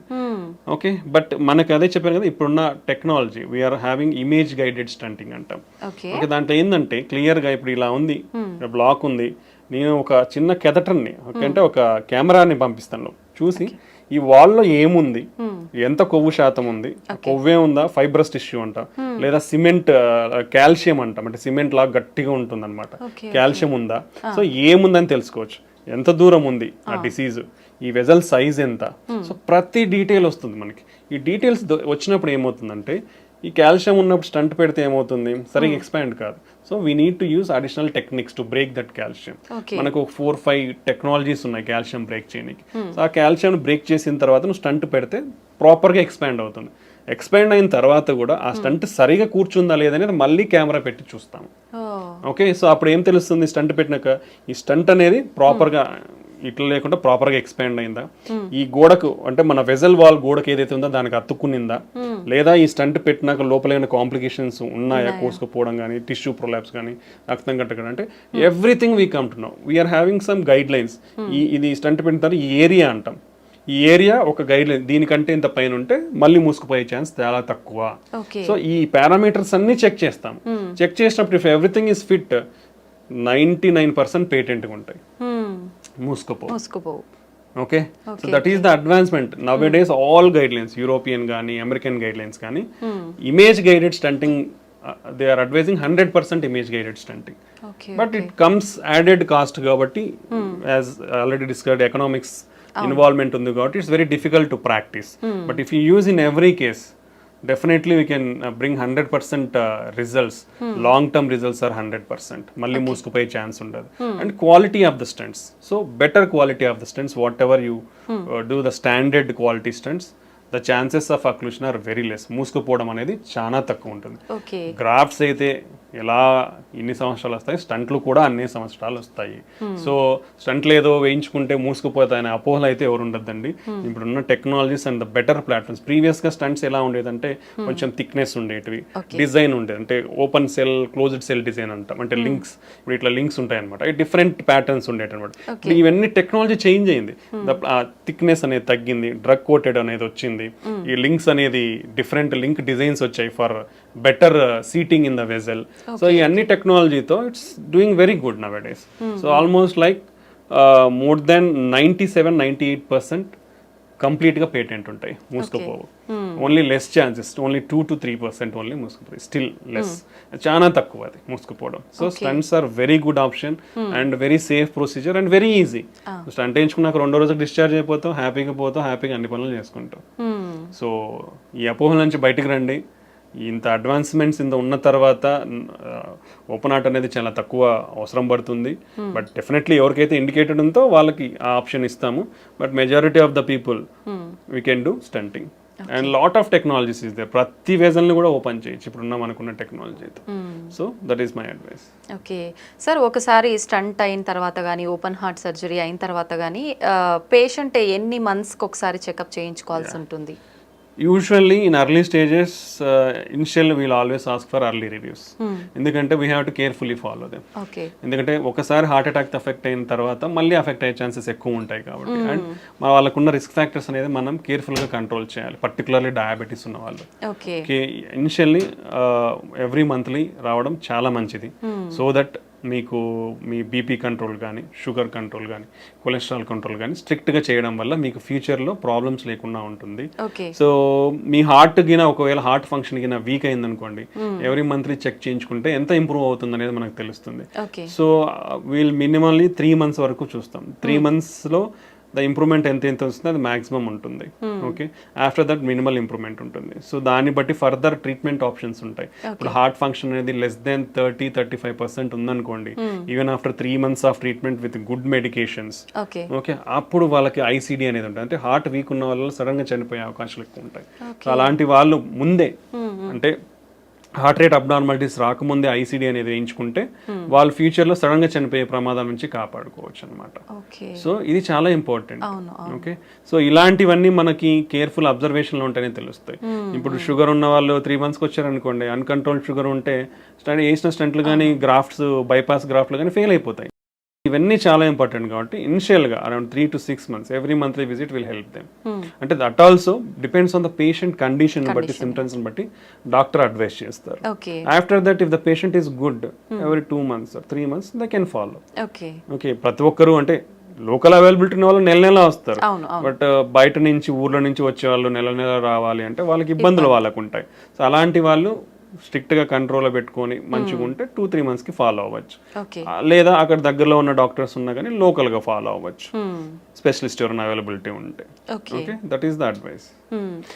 ఆఫ్టర్ దట్ అంతా బాగుంది 1 సంవత్సరం వరకు అంటే yearly annual checkups compulsory. Okay, ఒక సంవత్సరానికి అంతా బాగుంది, హార్ట్ ఫంక్షన్ ఇంప్రూవ్ అయిపోయింది, రెగ్యులర్గా మందులు వాడుతున్నాడు, బీపీ షుగర్ కొలెస్ట్రాల్ అన్ని కంట్రోల్లో ఉన్నాయి, తనకి ఏమి సిమ్టమ్స్ ఏం లేవు, ప్రాబ్లమ్స్ ఏం లేవు, they can do every 6 months or annual checkups. వాళ్ళకి అప్పుడు ఆ ఫర్దర్ రివ్యూలో you can identify if any problems is there, otherwise they can continue వాళ్ళ అవే మందులు వాడుకోవచ్చు అనమాట. ఓకే సార్, ఒకసారి స్టంట్ వేసి అది మూసుకుపోయిన తర్వాత మళ్ళీ స్టంట్ వేయటం అనేది రిస్క్తో కూడుకున్న పని అంటారా? Nice question. అసలుకి లైక్ గుడ్ క్వశ్చన్స్ మీరు అడుగుతున్నారు, ఎందుకంటే lot of people have to know all these things. ఒకసారి స్టంట్ వేసిన తర్వాత మళ్ళీ స్టంట్ అనేది వేయించుకోవచ్చు, it's not a problem. Even second time fail అయినాక థర్డ్ టైం కూడా వేయించుకోవచ్చు. Up to 3 maximum levels there is a chance. Now we are having latest technology called drug coated balloons. And it's like previous technology but refined, now came with very refinement and good clinical trials తో వచ్చి it's showing promising results called drug coated balloon. అంటే stunt అవసరం లేకుండా మనము మందు పూసిన బెలూన్ని తీసుకొని పోయి ఎక్కడైతే బ్లాక్ ఉందో, అంటే దాని ఫస్ట్ ఏదైతే బ్లాక్ ఉందో దాన్ని ఓపెన్ చేస్తాం, నీట్గా వెజల్ సైజ్ ఎంత సైజ్ ఉందో ఆ సైజ్కి మనం దాన్ని ఓపెన్ చేస్తాం. ఓపెన్ చేసిన తర్వాత స్టంట్ పెట్టకుండా మనం ఆ డ్రగ్ కోటెడ్ బెలూన్ని తీసుకొని పోయిస్తే ఆ డ్రగ్ కోటెడ్ బెలూన్ని ఎక్కడైతే నేరో అయిందో అక్కడ పెట్టినప్పుడు ఆ బెలూన్ మీద ఉండే డ్రగ్ మొత్తం వెజల్లోకి అంతా అబ్జర్వ్ అయ్యి అక్కడ మళ్ళీ బ్లాక్ రాకుండా ప్రివెంట్ చేస్తుంది అనమాట. సో ఇది అడ్వాన్స్మెంట్. సో ఈ డ్రగ్ కోటెడ్ బెలూన్ అడ్వాన్స్మెంట్స్ తో ఆల్మోస్ట్ లైక్ ఇప్పుడు స్టంట్ బ్లాక్ అయిందనుకోండి, వీళ్ళు ఓపెన్ అంటే మనము ఎందుకు బ్లాక్ అయింది అనేది అనలైజ్ చేస్తాం first. That is the advantage of imaging. దాన్ని ఓసిటీ ఇమేజింగ్ అంటాం. ఆ ఓసిటీ ఇమేజింగ్తో ఎందుకు అంటే నియోఆథ్రో అంటే మళ్ళీ కొలెస్ట్రాల్ పేరుకుపోయిందా, లేదంటే స్టంట్ ఎక్స్పాండ్ కాలేదా ప్రాపర్గా, లేదంటే స్టంట్ ఫ్రాక్చర్ ఏమన్నా ఉందా, స్టంట్ వాల్కి సరిగా అతుక్కోలేదా, ఈ ఫ్యాక్టర్స్ అన్ని మనం అనలైజ్ చేస్తాం ఇమేజింగ్ ద్వారా. సో మనకి దేని వల్ల అని తెలిసినప్పుడు we can take a proper decision. So అలాంటి సమయంలో ఇప్పుడు సరిగా ఎక్స్పాండ్ కాలేదో లేదంటే సరిగా అతుక్కోలేదు అనుకోండి, ఓపెన్ చేసి ప్రాపర్గా డైలైట్ చేసి డ్రగ్ కోటెడ్ బెలూన్ పెడితే ఫ్యూచర్లో మళ్ళీ బ్లాక్ ఉండదు. లేదు ప్రాపర్గా ఎక్స్పాన్షన్ అయింది, వెజల్ వాల్కి అతుక్కుంది, స్టంట్ లోపల మళ్ళీ కొవ్వు పేరుకుపోయి మళ్ళీ బ్లాక్ వచ్చింది అనుకోండి, then we will do depends on the characteristics of the plaque. ప్రాపర్గా ఎక్స్పాన్షన్ అయింది, no major issues, plaque and cholesterol burden అంత లేదు అనుకుంటే డ్రగ్ కోటెడ్ బెలూన్ వాడచ్చు. లేదు చాలా బర్డన్ ఉంది, టఫ్ లీజన్ ఉంది, స్టంట్ కంపల్సరీ అంటే స్టంట్ మళ్ళీ పెట్టచ్చు. So 2 to 3 times or 4 times we can use drug coated balloon technology and stunting. So multiple times block అయినా వర్రీ అవ్వాల్సిన అవసరం లేదు. చాలా మంది వర్రీ అవుతున్నారు. ఇండియా అది ఐ ఆల్వేస్ టెల్ యూ, అంటే మన దేశంలో ఎకనామిక్స్ అనేది చాలా ఇంపార్టెంట్ అండి, బికాస్ ఇన్సూరెన్స్ అనేది చాలా తక్కువ కాబట్టి. That's why insurances are compulsory to face all these problems. ఎందుకంటే మనకున్న లైఫ్ స్టైల్కి we don't know what problems will get. Everybody, అంటే not only general public, everybody, even educated uneducated అందరికి కూడా ఇన్సూరెన్స్ అనేది కంపల్సరీ. బికాస్ ఈ prices whatever you see prices are increasing every year. మనకు హెల్త్ కేర్ అనే కాదు, అన్ని prices పెరుగుతున్నప్పుడు హెల్త్ కేర్లో కూడా పెరుగుతాయి. So if you want to deal with rising prices, insurance is a compulsory thing. So మనకి ఎకనామిక్స్ అన్ని ఉంటాయి కాబట్టి it's very difficult some decisions. So but ఒకసారి స్టంట్ బ్లాక్ అయిన తర్వాత డెఫినెట్లీ ఇంకోసారి స్టంట్ వేయించుకోవచ్చు, లేదా డ్రగ్ కోటెడ్ బెలూన్ వాడుకోవచ్చు. స్టంట్ బ్లాక్ అయిన తర్వాత డ్రగ్ కోటెడ్ బెలూన్ వాడిన తర్వాత కూడా మళ్ళీ బ్లాక్ వచ్చిందా, ఫైన్.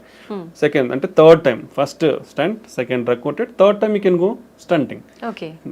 ఫర్ సపోజ్ అంటే ఎన్నిసార్లు బ్లాక్, అంటే ఇంతకు ముందు కాలంలో ఉన్న టెక్నాలజీ వేరు కాబట్టి పాతకి వేసినట్టు మేబీ బ్లాక్ అయితే ఉండొచ్చు. బట్ ఇప్పుడు ఉన్న ప్రజెంట్ లేటెస్ట్ జనరేషన్ టెక్నాలజీతో బ్లాక్స్ మళ్ళీ అయ్యే ఛాన్సెస్ తక్కువ ఉంటాయి. ఓకే, సో అలా ఒకవేళ అయినా మళ్ళీ ఇంకోసారి డ్రగ్ కోటెడ్ బెలూన్ వాడుకోవచ్చు. So you're having multiple options to open that vessel అనమాట. So these are the advantages whatever we're having nowadays. Okay sir, జనరల్గా మనం ఎలాంటి చిన్న చిన్న ఆపరేషన్స్ చేసినా కూడా కాంప్లికేషన్స్ అయితే కంపల్సరీ. ఇంత పెద్ద సర్జరీ, హార్టే మనకు మెయిన్. ఇలాంటి సర్జరీ చేసినప్పుడు ఖచ్చితంగా కాంప్లికేషన్స్ వస్తాయి. Very good. ఎక్కువ ఎలాంటి కాంప్లికేషన్స్ వస్తాయి? అసలు మీరు అడిగే క్వశ్చన్ ఎక్సలెంట్ చెప్తున్నాను. నిజంగా ఇంతవరకు నేను చాలా ఇంటర్వ్యూస్ ఇచ్చాను, nobody has thought about it. ఎందుకంటే lot of practical scenarios if you see, మీరు అనేది అందరూ అలా ఆలోచిస్తే చాలా మంచిది. Because the doctor always try to give the best result. Our first goal is to make the patient live long. ఒక మనిషి ఏదైనా ప్రాబ్లంతో వస్తే డాక్టర్ ఈ మనిషికి ఏ వైద్యంతో ప్రొలాంగ్ చేయగలం life. Okay, nobody can give, we're not gods to give life up to 80 years. We can prolong your life by giving good treatment. Okay, so any procedure, అంటే మీరు చిన్న ఇక్కడ ఏదో కాలికి సర్జరీ చేసినా, లేదా చేతికి చేసినా, చిన్న పొట్టకి సర్జరీ చేసినా, ఓకే, చిన్న ముక్కు సర్జరీ చేసినా రిస్క్ ఉంది, ఉందా, కంటి సర్జరీ చేసినా రిస్క్ ఉంది. బట్ హార్ట్ అనేది ఎంత వైటల్ ఆర్గన్, అంటే నీ బాడీ మొత్తానికి పంప్ చేస్తుంది హార్ట్. సో నువ్వు ఆ హార్ట్ తో డీల్ చేసినప్పుడు lot of complications will happen. Okay, చాలా కాంప్లికేషన్స్ ఉంటాయి. If you take the studies, మనకున్న డేటాని తీసుకుంటే ఇండియన్స్ ఒక 10 years హార్ట్ అటాక్ వస్తుంది ముందర. ఓకే, 30 నుంచి 35 సంవత్సరాల తర్వాత మన ఇప్పుడున్న జనరేషన్లో రిస్క్ ఫ్యాక్టర్స్ ఉన్నది. If you compare previously some years back, ఇప్పుడు మన రిస్క్ ఫ్యాక్టర్స్ అనేది అసలు కంటిన్యూస్ రైజింగ్ ట్రెండ్లో ఉన్నాయి, అంటే అంత ఫాస్ట్గా పెరుగుతున్నాయి. యూనో అవర్ ఏజింగ్ పాపులేషన్, ఇంతకుముందు యూఎస్లో 75 years ఏజ్ డబుల్ కానికి 65 పట్టింది. అంటే ఆ పాపులేషన్, ఏజ్డ్ పాపులేషన్ డబుల్ కానికి 65 years పట్టింది. ఇండియాలో ఎవ్రీ 25 yearsకి డబుల్ అవుతుంది. ఎవ్రీ 25 yearsకి 50 years more than aged population is doubling in India. Lot of, and ఎవరైతే హార్ట్ అటాక్ తో ప్రజెంట్ అవుతున్నారో compare to western countries or European countries, ఇక్కడ డబుల్ కాంప్లికేషన్స్ ఉంటున్నాయి. అంటే మన జెనెటిక్ ప్రొఫైల్, మన రిస్క్ ప్రొఫైల్ అనేది చాలా ఎక్కువ ఉంది ఇక్కడ. సో కాంప్లికేషన్స్ అనే రేట్స్ కూడా ఎక్కువ ఉన్నాయి. So compared to others, we are having higher complication rates. These are because of our lifestyle and our genetic factors and demographic factors. So heart is a very vital organ. So endukante everything will happen in seconds andi ikkada. So we take that much precaution to do any procedure, either in stunting kani ante lot of procedures, any if we count I will take some 30 40 50 procedures and I will name it. అంటే not only stunting ఒకటే కాదు, కార్డియాలజీలో ఉండేది heart holes ఉంటాయి. Heart holes ని close చేస్తాం, దాంట్లో different రకాల heart holes ఉంటాయి. లేదా ఈ వాల్స్ అనేది నేరో అయిపోతాయి, నేరో అయినప్పుడు బెలూన్ తీసుకుని పోయి ఓపెన్ చేస్తాం. ఓకే, ఇవి ఉంటాయి. పేస్ మేకర్స్ ఉంటాయి, ఐసిడిస్ ఉంటాయి. ఓకే, ఇలాంటి చాలా ప్రొసీజర్స్ ఉన్నాయి కార్డియాలజీలో. So without the need of open heart surgery we're doing all these things. So ఇలాంటి అయ్యే టైంలో రిస్క్ అనేది డెఫినెట్లీ ఉంటుందండి. బట్ లాట్ ఆఫ్ ప్రికాషన్స్ తీసుకుని, అంటే ఇప్పుడు బీపీ పడిపోతుందంటే బీపీ కోసం ఒక బెలూన్, ఐఏబీపీ బెలూన్ అనేది ఇండియాలో రీజనబుల్ కాస్ట్ దొరుకుతుంది. ఇంపెల్లా అని ఉంటుంది కానీ it's very costly. It's like lot of people it is unreachable నౌడేస్ till now, even ఇప్పుడు కూడా. సో ఐఏబీపీ బెలూన్స్ రెడీగా పెట్టుకుంటాం. హార్ట్ రేట్ పడిపోయే ఛాన్స్ ఉండొచ్చు. హార్ట్ రేట్ పడిపోనికి పేస్ మేకర్ అనేది రెడీగా ఉంటుంది. ఒకవేళ డెఫినెట్లీ అవుతుందని తెలిసినప్పుడు ముందే పేస్ మేకర్ పెడతాం. లేదా బీపీ పడిపోతుందంటే ముందే బీపీ బెలూన్ సపోర్ట్ కోసం పెట్టుకుంటాం. బీపీ కోసం ఇంజెక్షన్స్ రెడీగా పెట్టేసుకుంటాం. Okay, kidney failure, kidney creatinine levels అబ్నార్మల్గా ఉన్నాయంటే దానికి స్పెసిఫిక్ కాంట్రాస్ట్ ఉంటాయి, విజీ ప్యాక్ అంటాం. సో అవి స్పెసిఫిక్ అంటే కిడ్నీ డ్యామేజ్ కాకుండా ప్రికాషనరీ మెజర్స్ తీసుకొని స్టార్ట్ చేస్తాము. ఓకే, దెన్ హార్ట్ రేట్ సడన్గా పెరిగే ఛాన్స్ ఉండొచ్చు. సడన్గా పెరిగే ఛాన్స్ ఉంటే సడన్గా అది షాక్ ఇస్తే కంట్రోల్ చేయడానికి డిఫిబ్రిలేటర్ రెడీ ఉంటుంది. ఓకే, దెన్ పేషెంట్కి సడన్గా ఆయాసం రావచ్చు. ఆయాసం వస్తే ట్యూబ్ వేసుకొని వెంటిలేటర్, మిషన్, అనస్థీషియా రెడీ ఉంటారు. ఓకే, దెన్ బీపీ సడన్గా పెరిగే ఛాన్స్ ఉంటుంది. బీపీ తగ్గించడానికి సడన్గా మెడికేషన్స్ రెడీగా ఉంటాయి. How many precautions we're taking. మా క్యాత్ ల్యాబ్స్ అంటే ఈ ప్రొసీజర్స్ చేసేటప్పుడు we're having minimum of 7 to 8 persons there. For doing a procedure, we are a team of 7 to 8 members. Not a single person we are doing. Because to bring the patient back to normal, we keep all efforts whatever it is there. So ఇట్లాంటి risks అనేది ఉంటాయండి. ఈ risks అన్ని కూడా less than 1%, 2% లో చేస్తున్నాం మేము. Okay, hardly less than 1%. Okay, so 100లో ఒకరికి, ఇట్స్ వెరీ రేర్. అంత మినిమైజింగ్ కాంప్లికేషన్స్తో we're doing with good success rates. So ఇవన్నీ ఉంటాయండి, అందరూ తెలుసుకోవాలి ఇది. ఎందుకంటే హార్ట్ అనేది చాలా వైటల్ ఆర్గాన్. ఎందుకంటే ఇప్పుడు కొట్టుకుంటుందండి, సడన్ గా అయిపోతే అయిపోయినట్టు. Okay, it can happen any time. Surgery అప్పుడే కాదు, ఇంట్లో ఉన్నప్పుడే. ఇప్పుడు హార్ట్ అటాక్స్ లో 50% హాస్పిటల్ రాకముందే చనిపోతున్నారు. ఆల్రెడీ నీ హార్ట్ డ్యామేజ్ అయిపోయి మనం లేట్ గా ప్రజెంట్ అయిపోయి హాస్పిటల్కి ఇలా ప్రజెంట్ అయినప్పుడు రిస్క్ ఎక్కువ ఉంటుంది. If it's see the data, మనం మళ్ళీ if you come to the whatever data is available till now, heart attack లో బీపీ పడిపోయింది అనుకోండి, high risk of death. 40 to 50% of the cases will go to die. ఎక్కువ chances ఉంటాయి. 40 to 50% recover అవుతారు with simple medications or just going stenting. But rest of the 40-50% in heart attack with cardiogenic shock అంటాం, అంటే BP పడిపోయినప్పుడు. In rest of the 40 to 50%, around 75 to 80% are going to die whatever the treatment you give. That is the risk profile in heart attack. So ఎప్పుడైనా heart ఇంటర్వెన్షన్స్ని ఆ విధంగా చూడండి, అన్నీ తెలుసుకోండి. అంటే always we explain the patient before taking any surgery. I think this is a platform I am getting. I just want to tell the people, అంటే అందరికి అర్థం అవ్వాలి అంటే ఎంత రిస్క్ ఉంటుంది హార్ట్ సర్జరీలలో కానీ హార్ట్ స్టంటింగ్లలో కానీ. స్టంటింగ్ అనేది రియర్లీ అంటే వెరీ లెస్ కాంప్లికేటెడ్ ప్రొసీజర్స్ లాగానే we're doing very good results, we're giving good results. But still some risk will be there. మనము చిన్న కాలో ఏలో ఏ చిన్న ముక్కు సర్జరీ చేయించుకున్న రిస్క్ చెప్తా ఉన్నారు. హార్ట్కి ఉన్నప్పుడు డెఫినెట్లీ రిస్క్ అనేది ఉంటుంది. బట్ ఈవెన్ దెన్ అవన్నీ ప్రికాషనరీ మెజర్స్ తీసుకొని we always do very safely and we always bring the patient a good life. ఇది కంపల్సరీ. అందరూ మీలాగా ఆలోచిస్తే definitely doctors will be always be happy. Sir 7 to 8% ఖచ్చితంగా అక్కడ ఉండి పేషెంట్ని క్యూర్ చేయడానికే వాళ్ళ ప్రయత్నం అంతా చేస్తుంటారు. అసలు నార్మల్గా హార్ట్ సర్జరీ చేసేటప్పుడు, స్టంట్స్ ఇలాంటి హార్ట్కి సంబంధించినవి ఏదైనా చేసేటప్పుడు జనరల్గా ఎంత సమయం పడుతుంది సార్? అంటే డిపెండ్స్ ఆన్ ద లిజన్ అండి. నేను ఆల్రెడీ మీకు ఇప్పుడు చెప్పాను. So lesions are different. Fibrous plaque అంటాం, ఫ్యాటీ ప్లాక్ అంటాం, క్యాల్సిఫిక్ ప్లాక్ అంటాం. ఇప్పుడు like and number of the blocks, single block ఉందా? ఇప్పుడు లెఫ్ట్ సైడ్ లో 2 మేజర్ వెజల్స్ ఉంటాయి, లెఫ్ట్ సైడ్ లోనే 2-3 బ్లాక్స్ ఉన్నాయా, రైట్ సైడ్ కూడా ఉందా? ఓకే, ఇప్పుడు 3 బ్లాక్స్ ఉన్నాయి. ఇప్పుడు సింపుల్ లిజన్స్ అనుకోండి, it may take around 1 hour or 1.5 hours.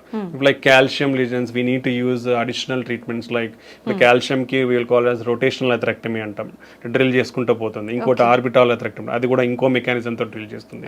ఇంకోటి ఇంట్రావాస్కులర్ లిథోట్రిప్సీ అంటాం, అంటే ఒక అల్ట్రాసోనిక్ వేవ్స్ తో ఒక బెలూన్ ని తీసుకొని పోయి దాన్ని కాల్షియం ఏదైతే స్ట్రాంగ్ సిమెంట్ లాగా ఉంటుందో దాన్ని బ్రేక్ చేస్తాం అన్నమాట. అదొక మెథడాలజీ ఉంది. సో ఇలాంటి అడిషనల్ టెక్నిక్స్ లేదా ఇమేజ్ గైడింగ్ అనేది వాడినప్పుడు కానీ, సో ఇలాంటి టైంలలో it may take longer time, sometimes 3 to 4 hours. Like if you see like bifurcation, ఇప్పుడు ఒక వెజల్ ఇట్లా వస్తుంది, ఇక్కడ నుంచి ఇంకో బ్రాంచ్ ఇట్లా వస్తుంది. సో ఇక్కడ బ్లాక్ ఉంది, ఇక్కడ బ్లాక్ ఉంది. ఈ రెండింటిని స్టంట్ వేయాలి, తీసుకోవాలి. బైఫర్కేషన్ స్టంటింగ్ అంటాం. ఇంకోటి లెఫ్ట్ మెయిన్ వెజల్ స్టంటింగ్ అంటాం, అంటే main vessel it will supply almost like 70% of the blood supply to the heart. Okay, అలాంటి సినారియో. లేదంటే క్రానిక్ టోటల్ అక్లూజన్స్ అని చెప్పాను, సిటీఓస్ అంటాం. అంటే అది మూసుకుపోయి more than 3 months to 1 year or sometimes 7 years or 10 years కూడా అయి ఉండొచ్చు. బట్ పేషెంట్కి తెలియదు ఒక్కొక్కసారి, because of probably some protective phenomenon will be there. Definitely there are some protective phenomena in our heart. అంటే ఇప్పుడు రైట్ సైడ్ ప్రాబ్లీ మూసుకుపోయింది అనుకోండి, ఇప్పుడు ఇదంతా వెజల్, ఇక్కడ నుంచి బ్లడ్ వెజల్ ఉంది, ఇక్కడ మూసుకుపోయింది, ఇక్కడ నుంచి బ్లడ్ సప్లై రాదు. సో లెఫ్ట్ సిస్టమ్ నుంచి వస్తుంది మనకి. సో లెఫ్ట్ సిస్టమ్ నుంచి ఇక్కడ వరకు వస్తుంది. So that is a protective mechanism. So initial stages లో మూసుకుపోయిన ప్రొటెక్టివ్ మెకానిజం ఉండడం వల్ల తనకి పెద్ద సిమ్టమ్స్ తెలియవు. బట్ అనే లాంగ్ టర్మ్ ఇటుపక్క కూడా బ్లాక్ ఏర్పడింది, అప్పుడు తనకి బ్లడ్ సప్లై అనేది తగ్గుతుంది కాబట్టి సిమ్టమ్స్ అనేది మేనిఫెస్ట్ అవుతాయి. సో ఇలాంటి లీజన్స్ ట్రీట్ చేసినప్పుడు 3 to 4 hours అనేది పడుతుంది. ఓకే సార్, చాలా మందిలో ఎక్కువగా వింటుంటాం ఎర్లీ మార్నింగ్స్ టైంలో నిద్రలో ఉన్నప్పుడు మాత్రమే హార్ట్ అటాక్స్ వస్తుంటాయి అని చెప్పి. ఎందుకని ఆ టైంలోనే ఎక్కువగా జరుగుతూ ఉంటుంది సార్? ఆ టైంలోనే వస్తాయి అనేది ఏం లేదు, any time can come, depends on our lot of hormonal influences and physical and environmental factors. But mostly morning there are some hormonal changes will be there that will contribute to heart attacks in the morning times లో కొంచెం ఎక్కువ ఉండే అవకాశం. Some times winter seasons లో it will cause వ్యాసోస్, ఇప్పుడు చలిగా ఉందనుకోండి vessels cause వ్యాసోస్పాజం. So అలాంటప్పుడు కొంచెం ఎక్కువ వచ్చే అవకాశం ఉంటుంది. ఫుడ్ తిన్న తర్వాత మనం ఎక్కువ వాక్ చేసిన అలాంటి టైంలో ఎగ్జర్షన్ ఉంటుంది కాబట్టి, అంటే our blood supply will be there mostly to the gut to absorb the nutrients. అలాంటి టైంలో ఫుడ్ తిన్న తర్వాత వాకింగ్ చేసి ఎక్సర్సైజ్ లాగా చేసినప్పుడు చేస్తే వచ్చే అవకాశం, అంటే ఆల్రెడీ ఉన్న వాళ్ళలో బ్లాక్స్ ఉన్న వాళ్ళలో వచ్చే అవకాశం ఉంటుంది అనమాట. ఓకే సార్, ఈ మధ్య కాలంలో వింటున్నాం, చాలా మంది చూస్తున్నాం కూడా సోషల్ మీడియాలో, మనం జిమ్ చేసే వాళ్ళు ఎక్కువగా సడన్ గా పడిపోవడము, అక్కడే స్పాట్ లో డెత్ అవ్వడము, ఇలాంటి సంఘటనలు చాలా వింటున్నాం. ఇది హార్ట్ అటాక్ అంటారా సార్? అసలు ఎందుకు జరుగుతుంది? డిఫరెంట్ సినారియోస్ ఉంటాయండి దీంట్లో కూడా. Like if you speak like athletes, sudden death in athletes అనే ఒక టాపిక్ ఉంటుంది. సో ఏంటంటే వాళ్ళలో కొన్ని underline structural abnormalities of the heart ఉండొచ్చు, బికాస్ ఆఫ్ వాళ్ళు చెక్ చేయించుకొని ఉండొచ్చు. కొందరిలో జెనెటిక్ ఛానల్లో పతిస్ అంటే అరిథమిక్ హార్ట్ రేట్ అబ్నార్మాలిటీస్ ఉండే ఛాన్స్ ఉండొచ్చు. సో ఇలాంటి కారణాలు కూడా జరుగుతాయి. But work heavy intense exercise చేసినప్పుడు ఏమవుతుందంటే మన హార్ట్ అనేది చాలా అగ్రెసివ్గా వర్క్ చేయాల్సి ఉంటుంది బికాస్ ఆఫ్ రిక్వైర్మెంట్, బాడీకి బ్లడ్ అందాలి కాబట్టి. సో అప్పుడు ఏమవుతుంది, సప్లై డిమాండ్ మిస్ మ్యాచ్ అవుతుంది. ఓకే, సప్లై డిమాండ్ మిస్, ఇప్పుడు చిన్న ప్రాబబ్లీ వాళ్ళకి ఆల్రెడీ అన్డిటెక్టెడ్, ఇప్పుడు అండర్ డయాగ్నోస్ బ్లాక్స్ ఉన్నాయి అనుకోండి, అప్పుడు ఏమవుతుంది, సప్లై డిమాండ్ మిస్ మ్యాచ్ అయ్యి హార్ట్ ఫంక్షన్ అనేది తగ్గే ఛాన్స్ ఉంటుంది బ్లడ్ సప్లై తగ్గడం వల్ల. అది ఒక మెకానిజం. సో క్రానిక్ గా ఎక్సర్సైజ్ చేసే వాళ్ళకి ఏంటంటే మజిల్ థిక్నెస్ అనేది కొంచెం ఎక్కువ ఉంటుంది అనమాట, హైపర్ట్రోఫీ ఉంటుంది. అలాంటప్పుడు ఏంటి, ఆ థిక్ అండ్ మజిల్ కంప్రెషన్ ఎక్కువ ఉండి వ్యాసోస్పాజం అంటే బ్లడ్ వెజల్స్ కూడా కంప్రెస్ అయ్యే ఛాన్స్ ఉండొచ్చు. అండ్ వర్క్ లోడ్ ఎక్కువ ఉంటుంది కాబట్టి అక్కడ కూడా సప్లై డిమాండ్ మిస్ మ్యాచ్ ఉంటుంది. ఒకసారి ఎక్సర్సైజ్ చేసినప్పుడు ఏమవుతుందంటే స్పాంటేనియస్ కొరనరీ డిసెక్షన్స్ ఉంటాం, అలా అంటే కోతలు కోసుకుపోయే అవకాశం ఉంటుంది. బీపీ హార్ట్ రేట్ అన్ని ఎక్కువ అయిపోతాయి కదా. సో ఆ బీపీ హార్ట్ రేట్ ఎక్కువైనప్పుడు అలా జరిగే అవకాశం ఉండొచ్చు. సమ్ టైమ్స్ అరిథమిక్ సిండ్రమ్స్ ఆల్రెడీ ఇప్పుడు మనం ఎక్సర్సైజ్ చేసినప్పుడు హార్ట్ రేట్ పెరిగిపోతుంది, సమ్ టైమ్స్ అది ఇంకా ఎక్కువ పెరిగిపోవడం వల్ల సడన్ డెత్లు అయ్యే ఛాన్స్ ఉండొచ్చు. డిహైడ్రేషన్ ఉంటుంది, డిహైడ్రేషన్ ఎలక్ట్రోలైట్ అబ్నార్మాలిటీస్ వల్ల జరిగే అవకాశం ఉండొచ్చు.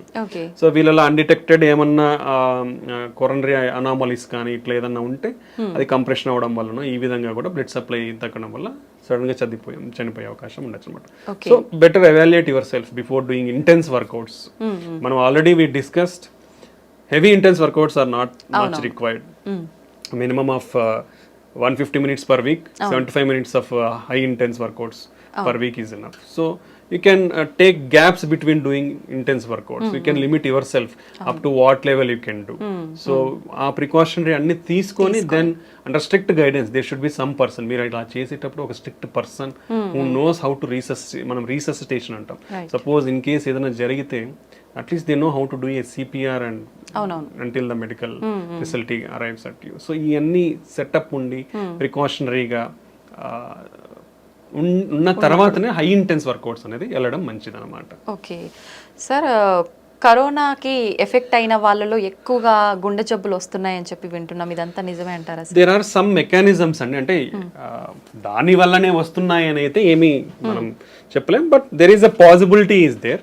సో కోవిడ్ అనేది ఒక inflammatory disease, okay, basically, and microvascular disease అనేది కూడా అంటాం, microvascular inflammatory disease. So post covid అంటే కోవిడ్ తర్వాత కూడా ఈ ఇన్ఫ్లమేషన్ కానీ ఇమ్యూనిటీ డిస్రెగ్యులేషన్ అనేది కొంచెం ఉంటుంది. వాట్ ఎవర్ ద మనకి స్టడీస్లో మెకానిజమ్స్ ప్రపోజ్డ్ మెకానిజమ్స్. అలానే సమ్ అనటామిక్ డిస్టర్బెన్స్ అంటే మన sympathetic activity, parasympathetic activity 2 systems ఉంటాయి మనకి. అటనామిక్స్ అంటే మన బ్లడ్ ప్రెషర్ని, హార్ట్ రేట్ని కంట్రోల్, బ్లడ్ వాల్యూమ్ని కంట్రోల్ చేసే సిస్టమ్స్ ఉన్నాయి. సో ఆ ఇంబ్యాలెన్స్ కూడా ఉందన్నమాట. సో అండ్ ఈ ఇన్ఫ్లమేషన్ వల్ల ఏమవుతుందంటే మన వెజల్ డ్యామేజ్ అవుతుంటుంది, కొంచెం more prone to thrombotic risk ఉంది.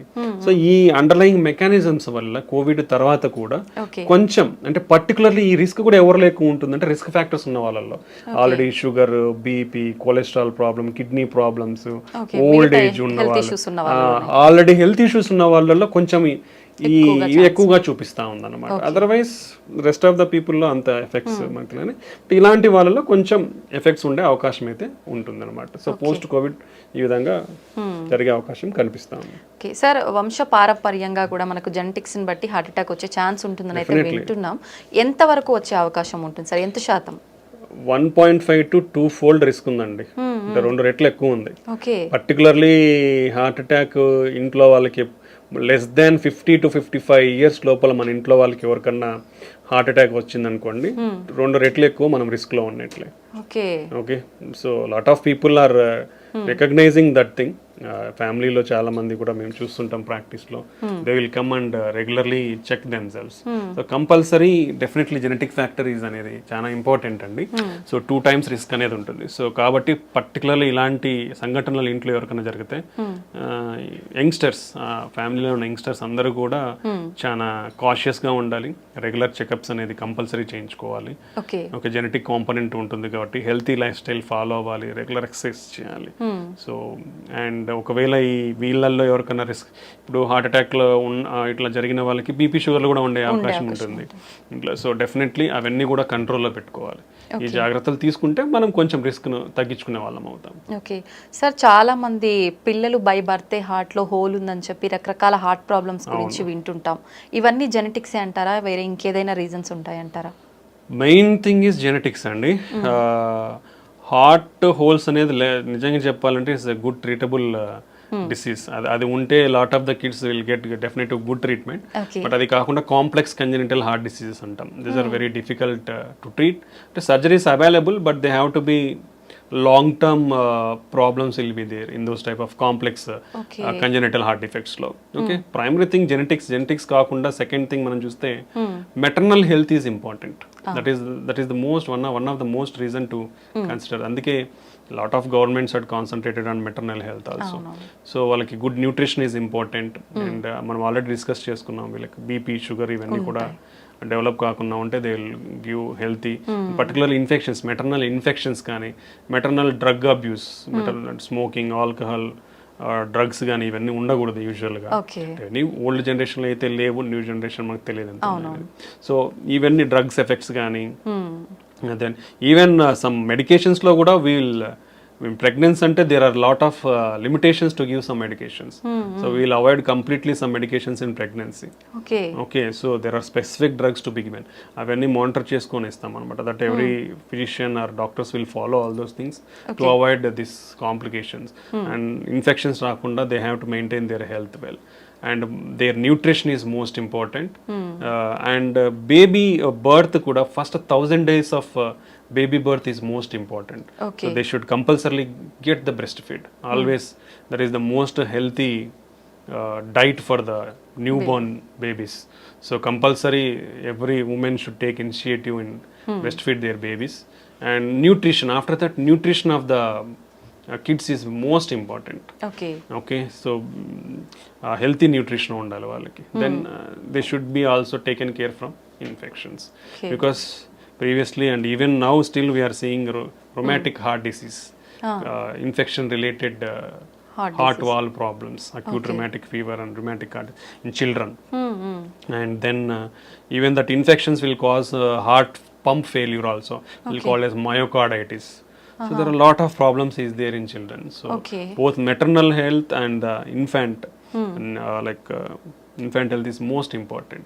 ఈ జాగ్రత్తలు తీసుకుంటే కొంచెం జెనెటిక్ ఫ్యాక్టర్స్ ఎనీవే మనం అవాయిడ్ చేయలేము కాబట్టి దీనివల్ల కొంచెం రిస్క్ తగ్గించుకునే అవకాశం ఉండొచ్చు. ఓకే, మీరు ఇందాక కూడా చెప్పారు ఖచ్చితంగా మనము డైట్ ఎక్సర్సైజ్ అనేది ఇంపార్టెంట్. డైలీ రొటీన్ ఏ విధంగా ఉంటే ఇలాంటి ఇష్యూస్ రాకుండా కొంతవరకు కాపాడుకోవచ్చు అంటారు సార్? అంటే there is no specific thing for us.